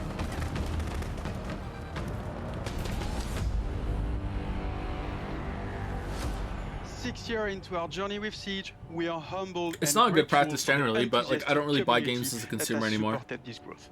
So today is all about sharing quality of life developments that will dramatically improve player experience. With the community growing every day, we've been hard at work finding On the ways channel you have to posted improve your ability to 3,040 play minutes with of your content friends or and 225 meet new 15-minute videos worth. I was On curious, June so I went 30th, and we are looked really unifying our quick. PC Not sure what this and means for you, but cloud-based there you go. platforms That's pretty with good. crossplay and cross-progression. That means that any player Thank you for on the math. Luna, Stadia, or PC Guilty Gear was the will first be game I able to pre-ordered in tune that kid. the I should try together Guilty Gear. while having a unified account progression. No time. And for console players, in early 2022, crossplay will be available between PlayStation and Xbox platform, and the cross progression will be available between all platforms. They did the For math. these updates, we needed a bit more time in order to Who was prepare it that and did the make sure math? they have a smooth launch. Tel69, thank you, Player bases Tel69. together benefits everyone. It will finally allow you to play with your friends across different platforms. It also means that your progression will now follow you, anytime and anywhere. I read her you username. That broke We the know rules. crossplay is a feature a lot of you has been anticipating, and we are thrilled to see the enthusiasm. You gonna play another each Yakuza game? announcement Oh yeah, has for sure. inspired. I don't know when, but yeah, for sure. From your amazing fan art, We'll go to the Kiwami. awesome cosplays, the Rainbow Six community is the lifeblood that keeps this game moving forward. We cannot thank you enough for your support. It is because of you that Siege keeps evolving and growing. Someone wants me to turn Wrap down a little up, bit. Here's a Here brand you new go. animated trailer starring Thunderbird, the new Defender joining Team Rainbow. Check this out. This is a new character for Siege. I hear Siege is pretty good. Ready? Oh, no gameplay, no hype. I met a pilot. She saved my life. Oh. This is Bear Country.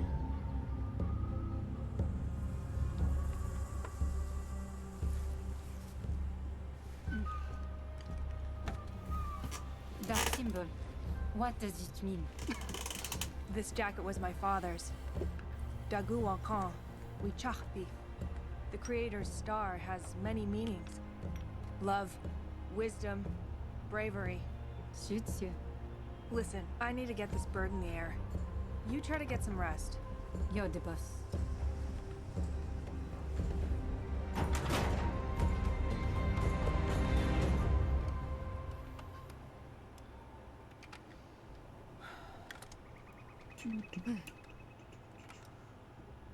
What's after the Ubisoft show today? Damn, how do I see pins on my phone? Alright, there it is. What's happening? Devolver Digital, alright. What's Gearbox? Gearbox Entertainment, what are they gonna have?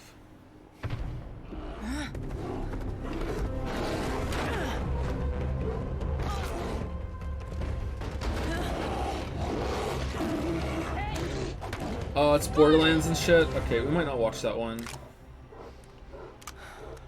I mean, maybe. Wait, that's it? What happened next? Why don't you ask yourself? Whoa. Oh, okay.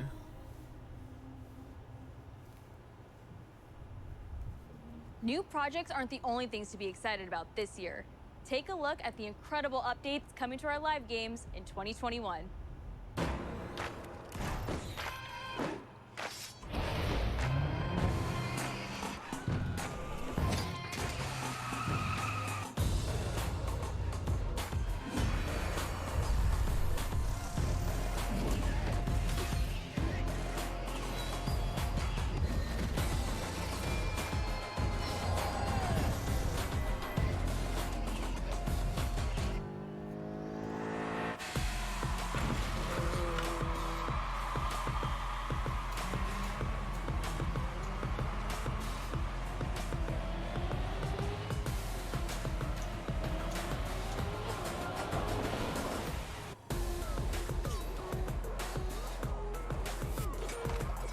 Whoa, did Leonardo die?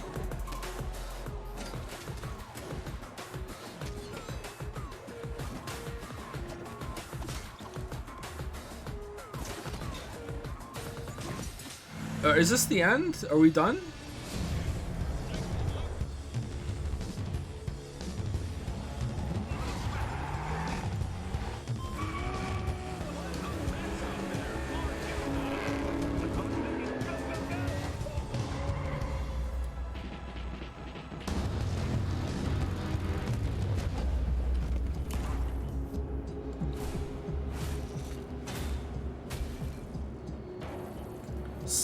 Oh, it's Wrench! Oh, I thought he was Sledge, but no, he's Wrench.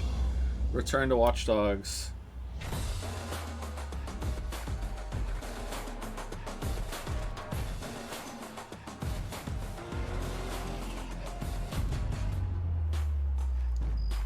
From the release of the Ghost experience to the latest teammate update, Ghost Recon Breakpoint keeps evolving thanks to your feedback. This one isn't for another hour. Okay, Devolver But that's Digital. not all.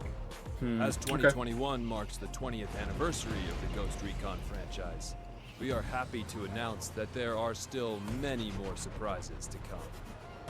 Stay tuned, Ghosts.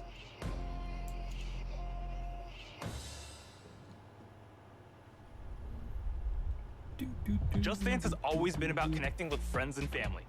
When you're in good company, there are no bad dancers. So move the coffee table, alert the local homeowners association, and let's get loud. Mm-hmm. Okay.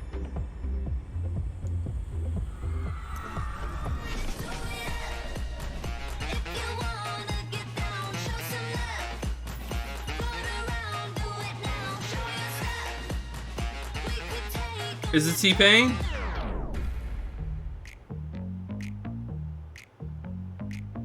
Hello, my name is Todd Recall, and I'm a singer, dancer, No. actor, director, and choreographer. I am super excited to announce that my song Nails, Hair, Hips, Heels is going to be a part of Just Dance 2022. Face, eyes, then waist, thick thighs, you, me, you, wish, new phone, who, this. But that's not all. Oh no, for the first time ever, the Just Dance team and I are collaborating to give you an exclusive version of I my feel very song for old at the Just moment. Dance 2022. Girl, I don't dance, I work. I don't play, I slay. I don't walk, I strut, and then sashay. To me, Just Dance allows people to express themselves through dance and to celebrate who they are and their individuality in such a fun way. Just Dance has transformed millions of lives, and I hope that this song brings you all so much joy, whether you're dancing alone or with a group, to work out, or just to have fun. It's going to be a great time, and I can assure you, you will not just play, you will absolutely slay. The new lyrics were handcrafted specifically for Just Dance. You don't And know let tell you me. something, I they're can't full of dance. sauce because, you know, they I were can't written walk by down the yours truly. stairs without I hurting my guarantee toe. I they're can't. going to give You people so don't much know confidence. me. That's the reason why I wrote Nails, Hair, Hips, Heels, and now it's been Just Danceified. I don't think they're ready for this jelly. I hope you all have just as much fun dancing to this track as I had making it. Oh, and one last thing. You will have the opportunity to be a part of the making of my new video, which will be released alongside the new Just Dance track. For more information on how to participate, darling, just check the link below. We got you. I cannot wait to see you all living your best life and being the most fabulous you have ever been. I will see you all in Just Dance 2022. Girl, I don't dance, I work. Yeah, it's gonna get delayed. I don't walk, I strut, and then sashay. But I don't work for free. That's not the tea, hunty. So make it rain on me, and I might let you see. Okay, I'm gonna sneeze. y'all know what time it is. Come on, everybody on the floor. I want to see you work. Come on. Nails, hair, hips. Still going. Okay. Well, now we're getting DMCA'd for sure. It was a big year for the new chief of the Raven clan, but your journey with Eivor is far from over. How do I feel about God of War getting delayed? I called it on Twitter a while ago. When it was first announced it was coming out in 2021, I was like, there's no way. So I'm very happy to be right, you know, as usual. Always right. That looks cool.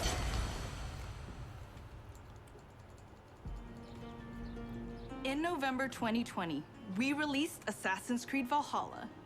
To our delight, it was the biggest launch for any Assassin's Creed game to date, and we have you to thank for that. Becoming Eivor, a Viking leader going on a quest to fight for a new home, is an adventure that resonated closely with many of you. I certainly had fun exploring England with Eivor and stumbling across unique world events that left me with memorable side stories. Thank you, Eivor. We're amazed to see how you dedicated yourselves to the Viking lifestyle. You've led more than 300 million raids in total and built more than 100 million buildings in your settlements. Congrats. Eivor still has a long journey ahead, and we've been continuing to offer free updates for all players to enjoy post-launch. These updates include time-limited festivals, new quests, and even whole new game modes, such as the River Raids update and the Mastery Challenge. We add in community-requested tweaks and features too. For instance, we'll be adding one-handed swords in the coming weeks. The team is also working They hard didn't have one-handed at swords tackling already? issues and improving the game experience for Axes everyone. only? We've been tracking various I like known axes. issues on our forums and also shared our complex bug-fixing process in a recent dev blog. We love seeing your continual feedback, and we thank you for your patience and support for the game. On top of regular free updates, we're also building on Eivor's story and the world of Assassin's Creed Valhalla. Thank you, through game Eivor. Expansions. Wrath of the Druids released a few weeks ago, allowing players to explore Ireland and battle a mysterious cult. How did I the miss Children those of memes? Someone must have put that over the druid's fucking picture. In our second upcoming expansion, you'll get to relive the Siege of Paris. This is the most ambitious battle in Viking history, taking place in war-torn Francia. You'll have to do everything in your power to uncover enemy secrets The and form druids. strategic alliances in order to safeguard your clan's future. Players may be excited to learn that black box infiltration missions are returning. Oh, shit. This means you're given a goal for a mission, but how you'll achieve it is up to you. Oh, damn. Wait, it wasn't like that before? What do you mean? Oh, wow, that didn't look good, did it? Gear, and of course, new enemies. Watch out for the Siege of Paris coming this summer. Assassin's Creed has long focused on the exploration of history, and we are happy to announce that the new Discovery Tour will be released this fall. Featuring It'll be giant free enemy to all crabs. who own Assassin's Creed Valhalla. Explore the world and take a deeper dive into This the is pretty history cool. of I the like it when Viking games do this shit. The team has crafted a Wait, new experience. was that a where giant you'll get to supernatural play as tree? people during the time of Vikings Okay, never mind. and follow them in their endeavors, big and small, while collecting exclusive rewards. Whether you're an Assassin's Creed fan with a heart for history or a student looking to supplement your knowledge, the Discovery Tour Viking Age will have you covered. Assassin's Creed Valhalla doesn't stop here. For the first time on an Assassin's Creed title, we'll be supporting the game well into its second year. Whoa. While this year will be a very active year for the game, we're already working on more expansions for next year. Is this it now? It's just Something tells Valhalla? me that Eivor is not done with Odin yet. Haha, okay. But is Odin done with Eivor?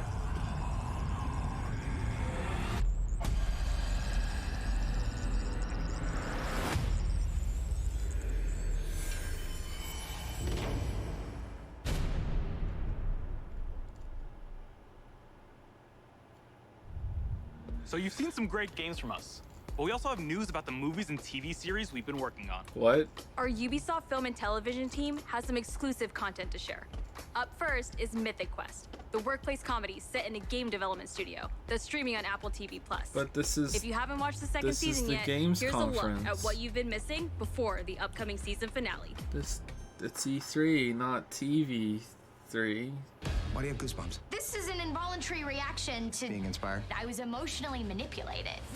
What's the difference? Is this good? That's it. Except make it about me and not the world. I feel really seen and heard. I don't want to see you or hear you.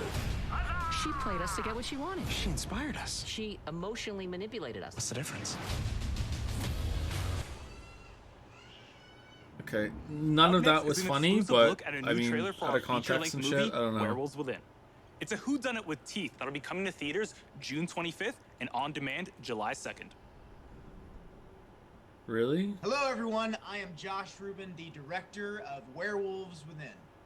And I'm Sam Richardson, the star of Werewolves Within.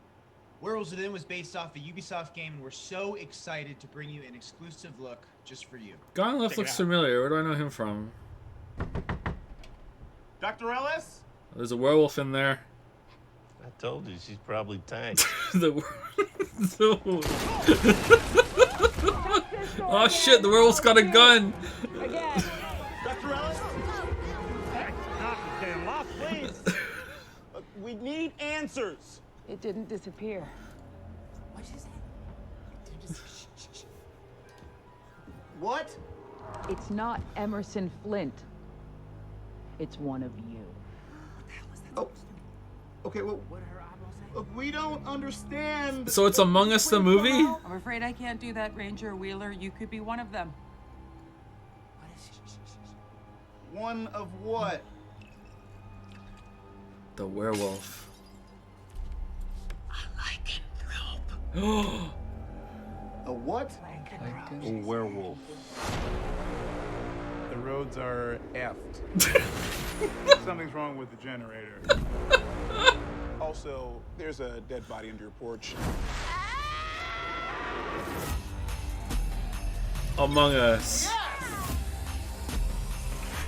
I'm gonna go get a croissant. Out of curiosity, who is packing? We having a good old-fashioned sleepover. With guns. With guns. Oh man, those aliens from Rainbow Six Siege Extraction don't stand a chance. Alright, this could be good, I guess. Everybody's going, how the heck? Just DMCA it again for sure. Reminds me of Knives Out a bit. Not littering, I'm just excited. Not judging, just watching it.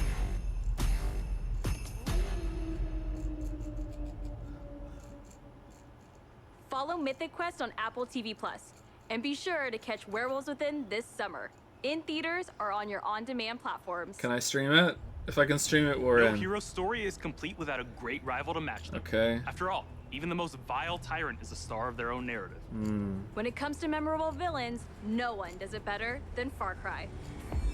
Oh yeah, they make Far Cry. Alright, yeah, I forgot we had Far Cry to do still. Okay, alright. Please, we have to get on that boat. Abuela, what the hell I'm gonna do with baseball cards? Do you have any idea what these are worth? Let us through. Marco, always making new friends. Danny, you're late. Where's Alejo? He gave up his ticket for his family. Bullshit. Alejo is an orphan. That doesn't look good, does it? Like, this doesn't look good. Come on, Marco. Let them on. Vamos. Good man. Get us boxing now. Get us on.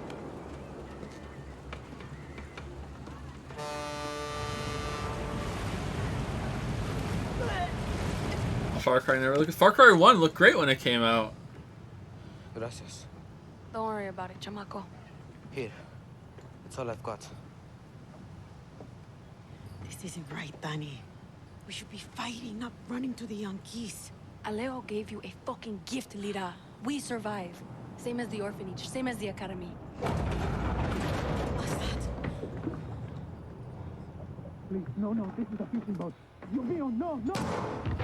Oh no, it's the Kraken.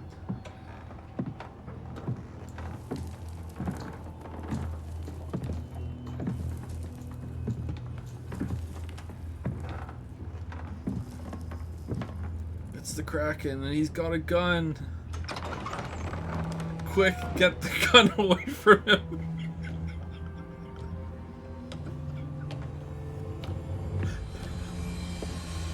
Oh, he's just here. Okay, why is he on a fishing boat?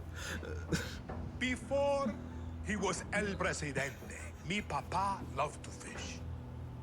We would go out on a boat, just like this. And we would catch the fish, and then release them. He would say, it's not always about your stomach, mijo. It's about the challenge.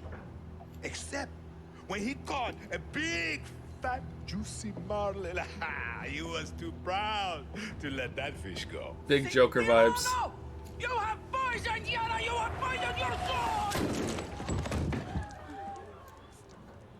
I've caught a very big fish today. Haven't I, Diego? Diego! No way. I have caught you, mijo. Now it's time to bring you home. I don't want this anymore, Papa. We have no choice. Did they really need to put father there? Let them go. They can work. Make Viviro. Truth or lies? Truth. They could be good workers. They could help rebuild paradise. But if you wanted them to live, you would have never set foot on this fucking boat. 13 years old. And Diego has such compassion. Not a villain, by the for way. his people. These fish, we will catch and release.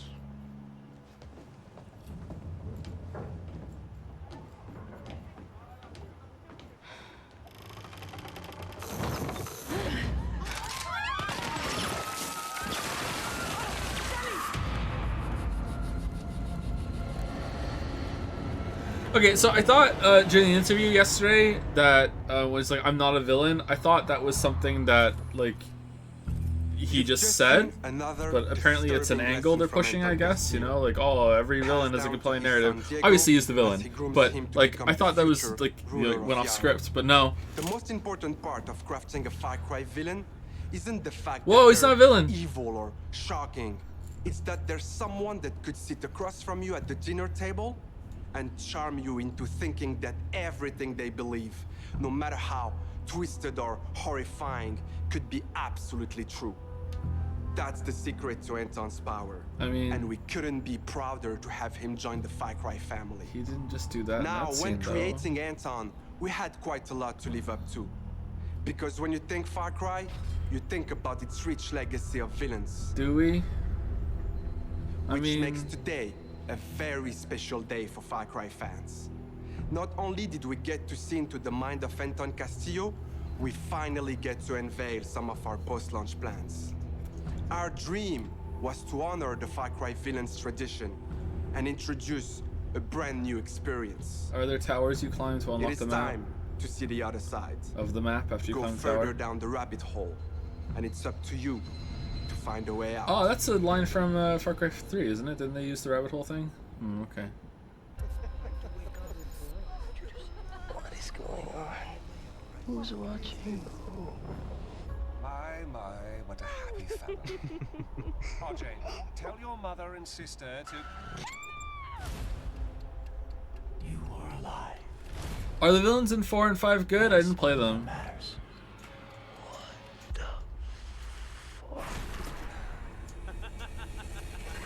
Peekaboo,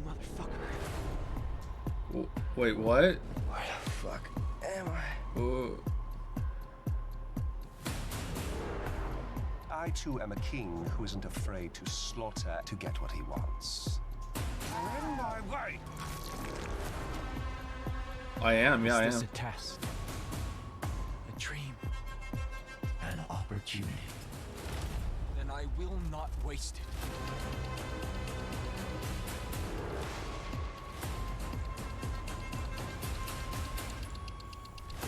Damn, we're a far cry from Far Cry. You are beyond salvation. Did I ever tell you the definition of insanity? Wait, is this Far Cry Smash Bros? Wait, okay, never mind.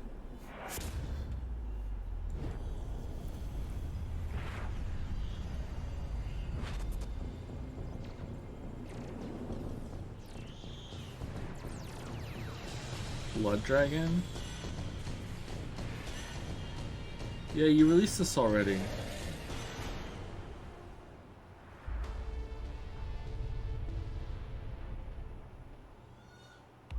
We're so excited for you all to check out this next game. Oof, Neelam, I can't wait to get my hands on this one. Okay, is it a new game? It looks like it's a new game. Alright, what's the new game? It's in space. Alright. It looks like it's gonna be quirky and wacky. Alright. Oh, for fuck's sake. It's a new Mario Rabbids thing.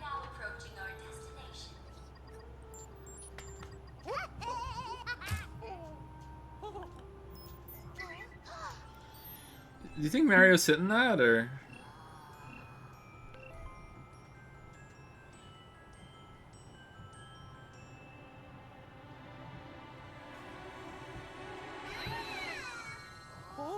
Oh no.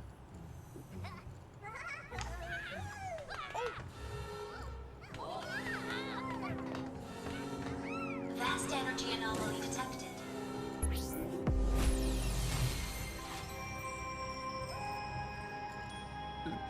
Guardians of the Mario Galaxy? Like what?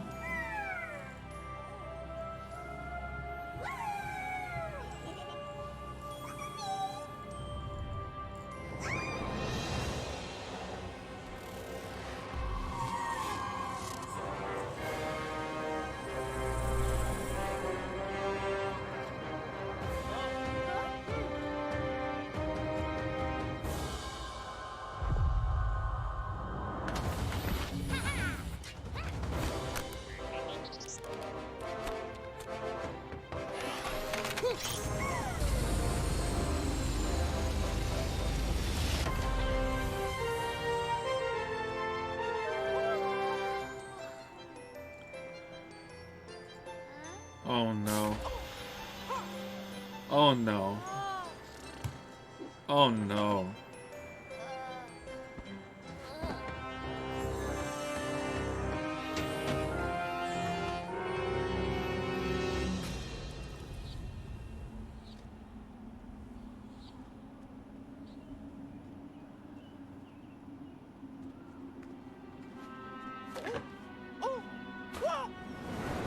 How much is Ubisoft paying Nintendo for this, do you think?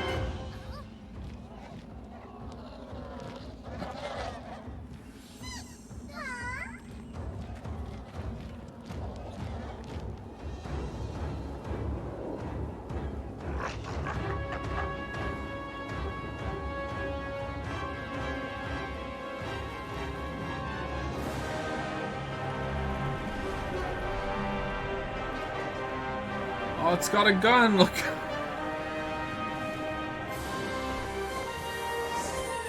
Oh, Avengers moment. Alright, here we go. Sparks of hope. Yeah, it's just shitty XCOM gameplay, isn't it?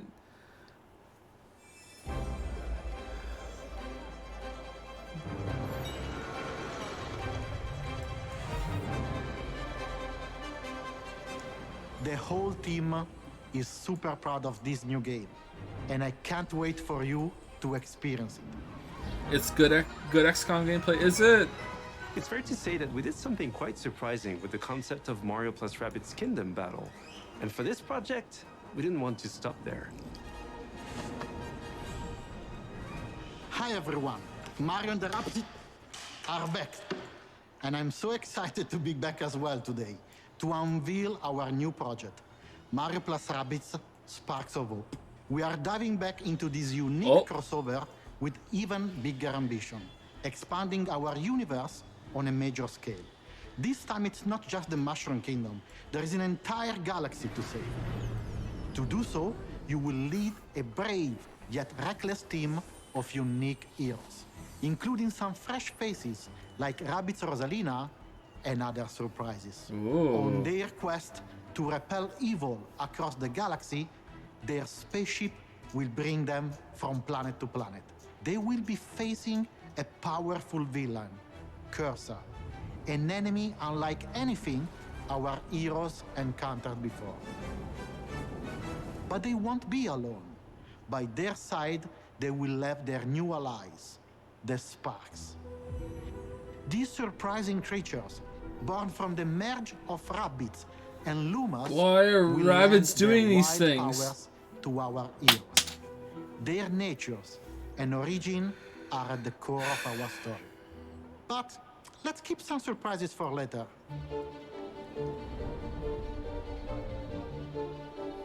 After the tremendous success of Mario plus Rabbids Kingdom Battle, the entire team was moved by the amazing reception from players across the world. We were stunned by the love we felt for this unexpected team-up. We know we've been off the radar. Oh, for do a people while like now, it? Am I out of as we wanted touch? to take the time needed to bring this I thought this did crossover alright, but to it the didn't. next It wasn't a hit. level. Was it a hit? All right, It's whatever. just It's a not new for me. story with new enemies, new heroes.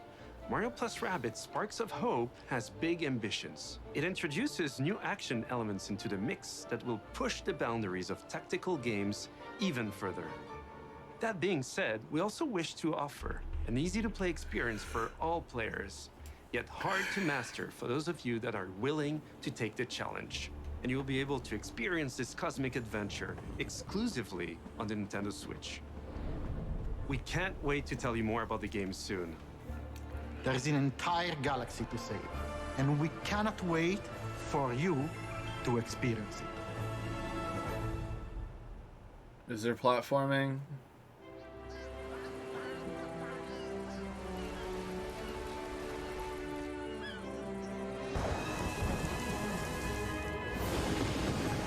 This looks like a Hitman level.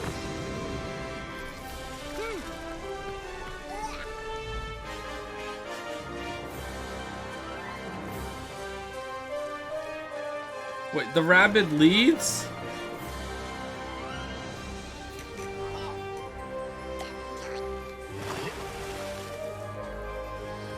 This looks charming, I guess. I just don't like the Rabbids. They're weird. Oh, okay. Wow. Okay, that sucks. All right, cool. Wait, what? That doesn't look like XCOM.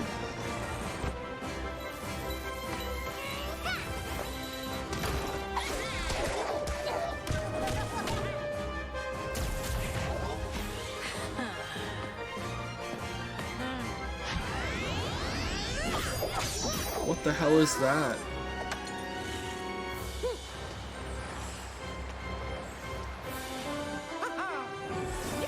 Oh, it's Tony the Tiger.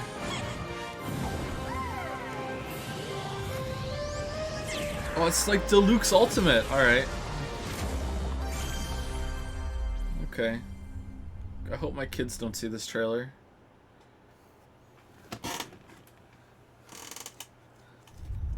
So we're not done yet. Let's check in with our CEO, Yves Guillemot.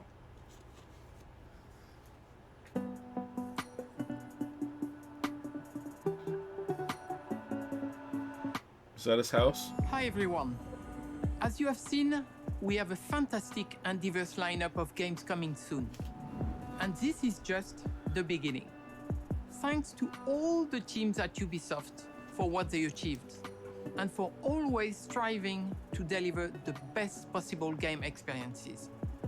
I'm humbled by their resilience, energy, and collaboration, especially during what has And been here's me, the CEO, for one more thing. Here's a Splinter Cell game. our industry's ability to bring Imagine together thinking that's about to millions happen. of players from around the world to share memorable experiences and moments of joy. This is one of the real powers of video games, and it is what motivates everyone at Ubisoft to do our best. Finally, my sincere thanks to you, the players. We appreciate the trust you place in us. Your involvement in our games communities keeps them growing and vibrant. We want to create original, enriching, long-lasting game worlds. And your contributions, feedback, and support make it possible. We also are proud that some of the biggest names in entertainment trust our creative teams to develop games within their universes. For example, you just saw Mario plus Rabbids Sparks of Hope, developed in collaboration with Nintendo, where everyone's favorite Mario and Rabbids characters return for an all-new adventure. And speaking of great partnerships, there is one more exciting thing we would like to show you today. Oh, it's Splinter Cell. It is a glimpse of the amazing journey that awaits you in one of the most beautiful but dangerous places of all. Brought to life by the latest version of our Snowdrop engine. I'm excited to share this first look with you now. Splinter Cell. Enjoy. There we go. I'll eat my words. Game footage powered by Snowdrop.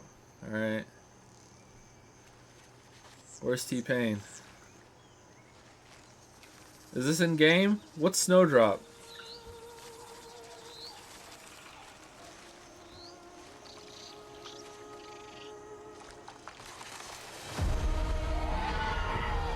Alright, it could still be Splinter Cell, everybody. Hold on.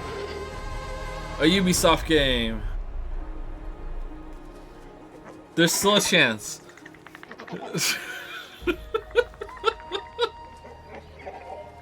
And then in the background.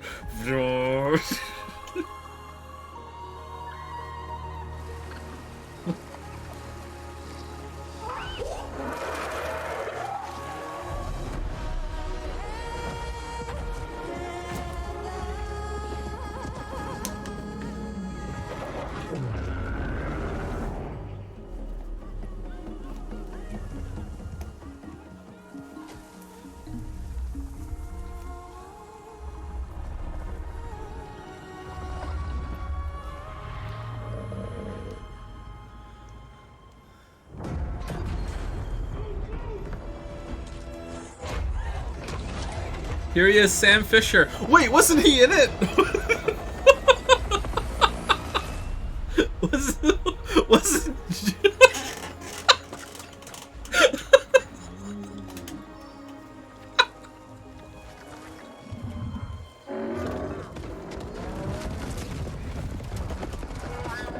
Here's how this could still be Splinter Cell.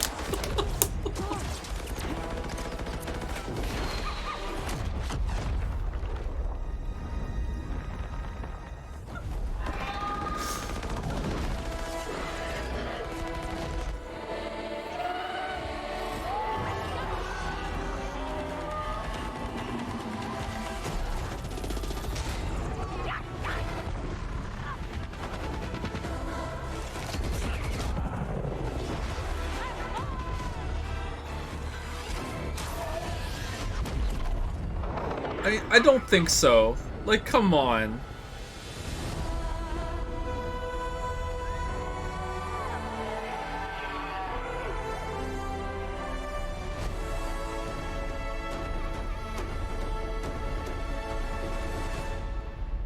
Do you think you have to climb like a living tower and at the top you stick your kind of mind meld tentacle into the tip of it and then it unveils the map?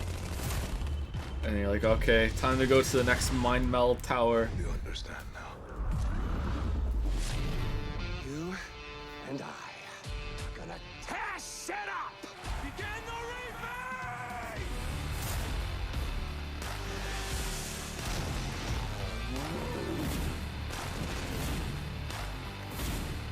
That is crazy.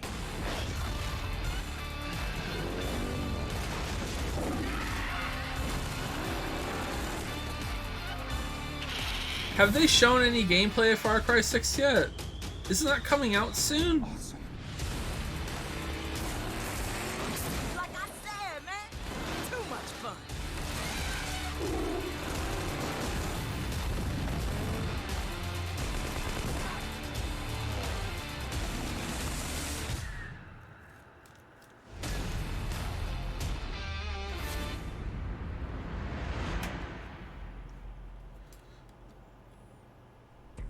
Thanks to Eve and all the devs that joined us to share what's new with Ubisoft.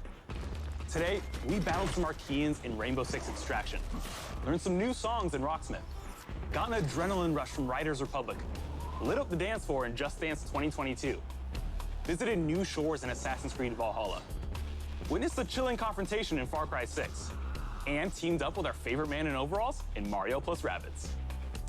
Don't go anywhere. There's still more to come in the post-show. Oh, there's a... Bye, y'all. Is Splinter Shell in the post-show? Splinter Shell?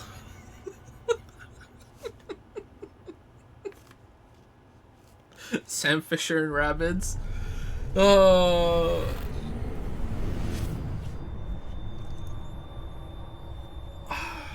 I don't even like Splinter Cell, I just want it to happen. Welcome back, everybody, to E3 2021. We just saw Ubi Forward, and boy, oh boy, what a way to close out our first keynote of E3. I'm Golden Boy alongside Jackie Jing here. And Jackie, we got to talk about the first thing, Avatar. It's happening. Who gives a fuck about Avatar? I know. Literally, okay, this time I don't feel like I'm being old and out of touch. No one gives a fuck about Avatar, right? Who gives a shit about Avatar? Yeah.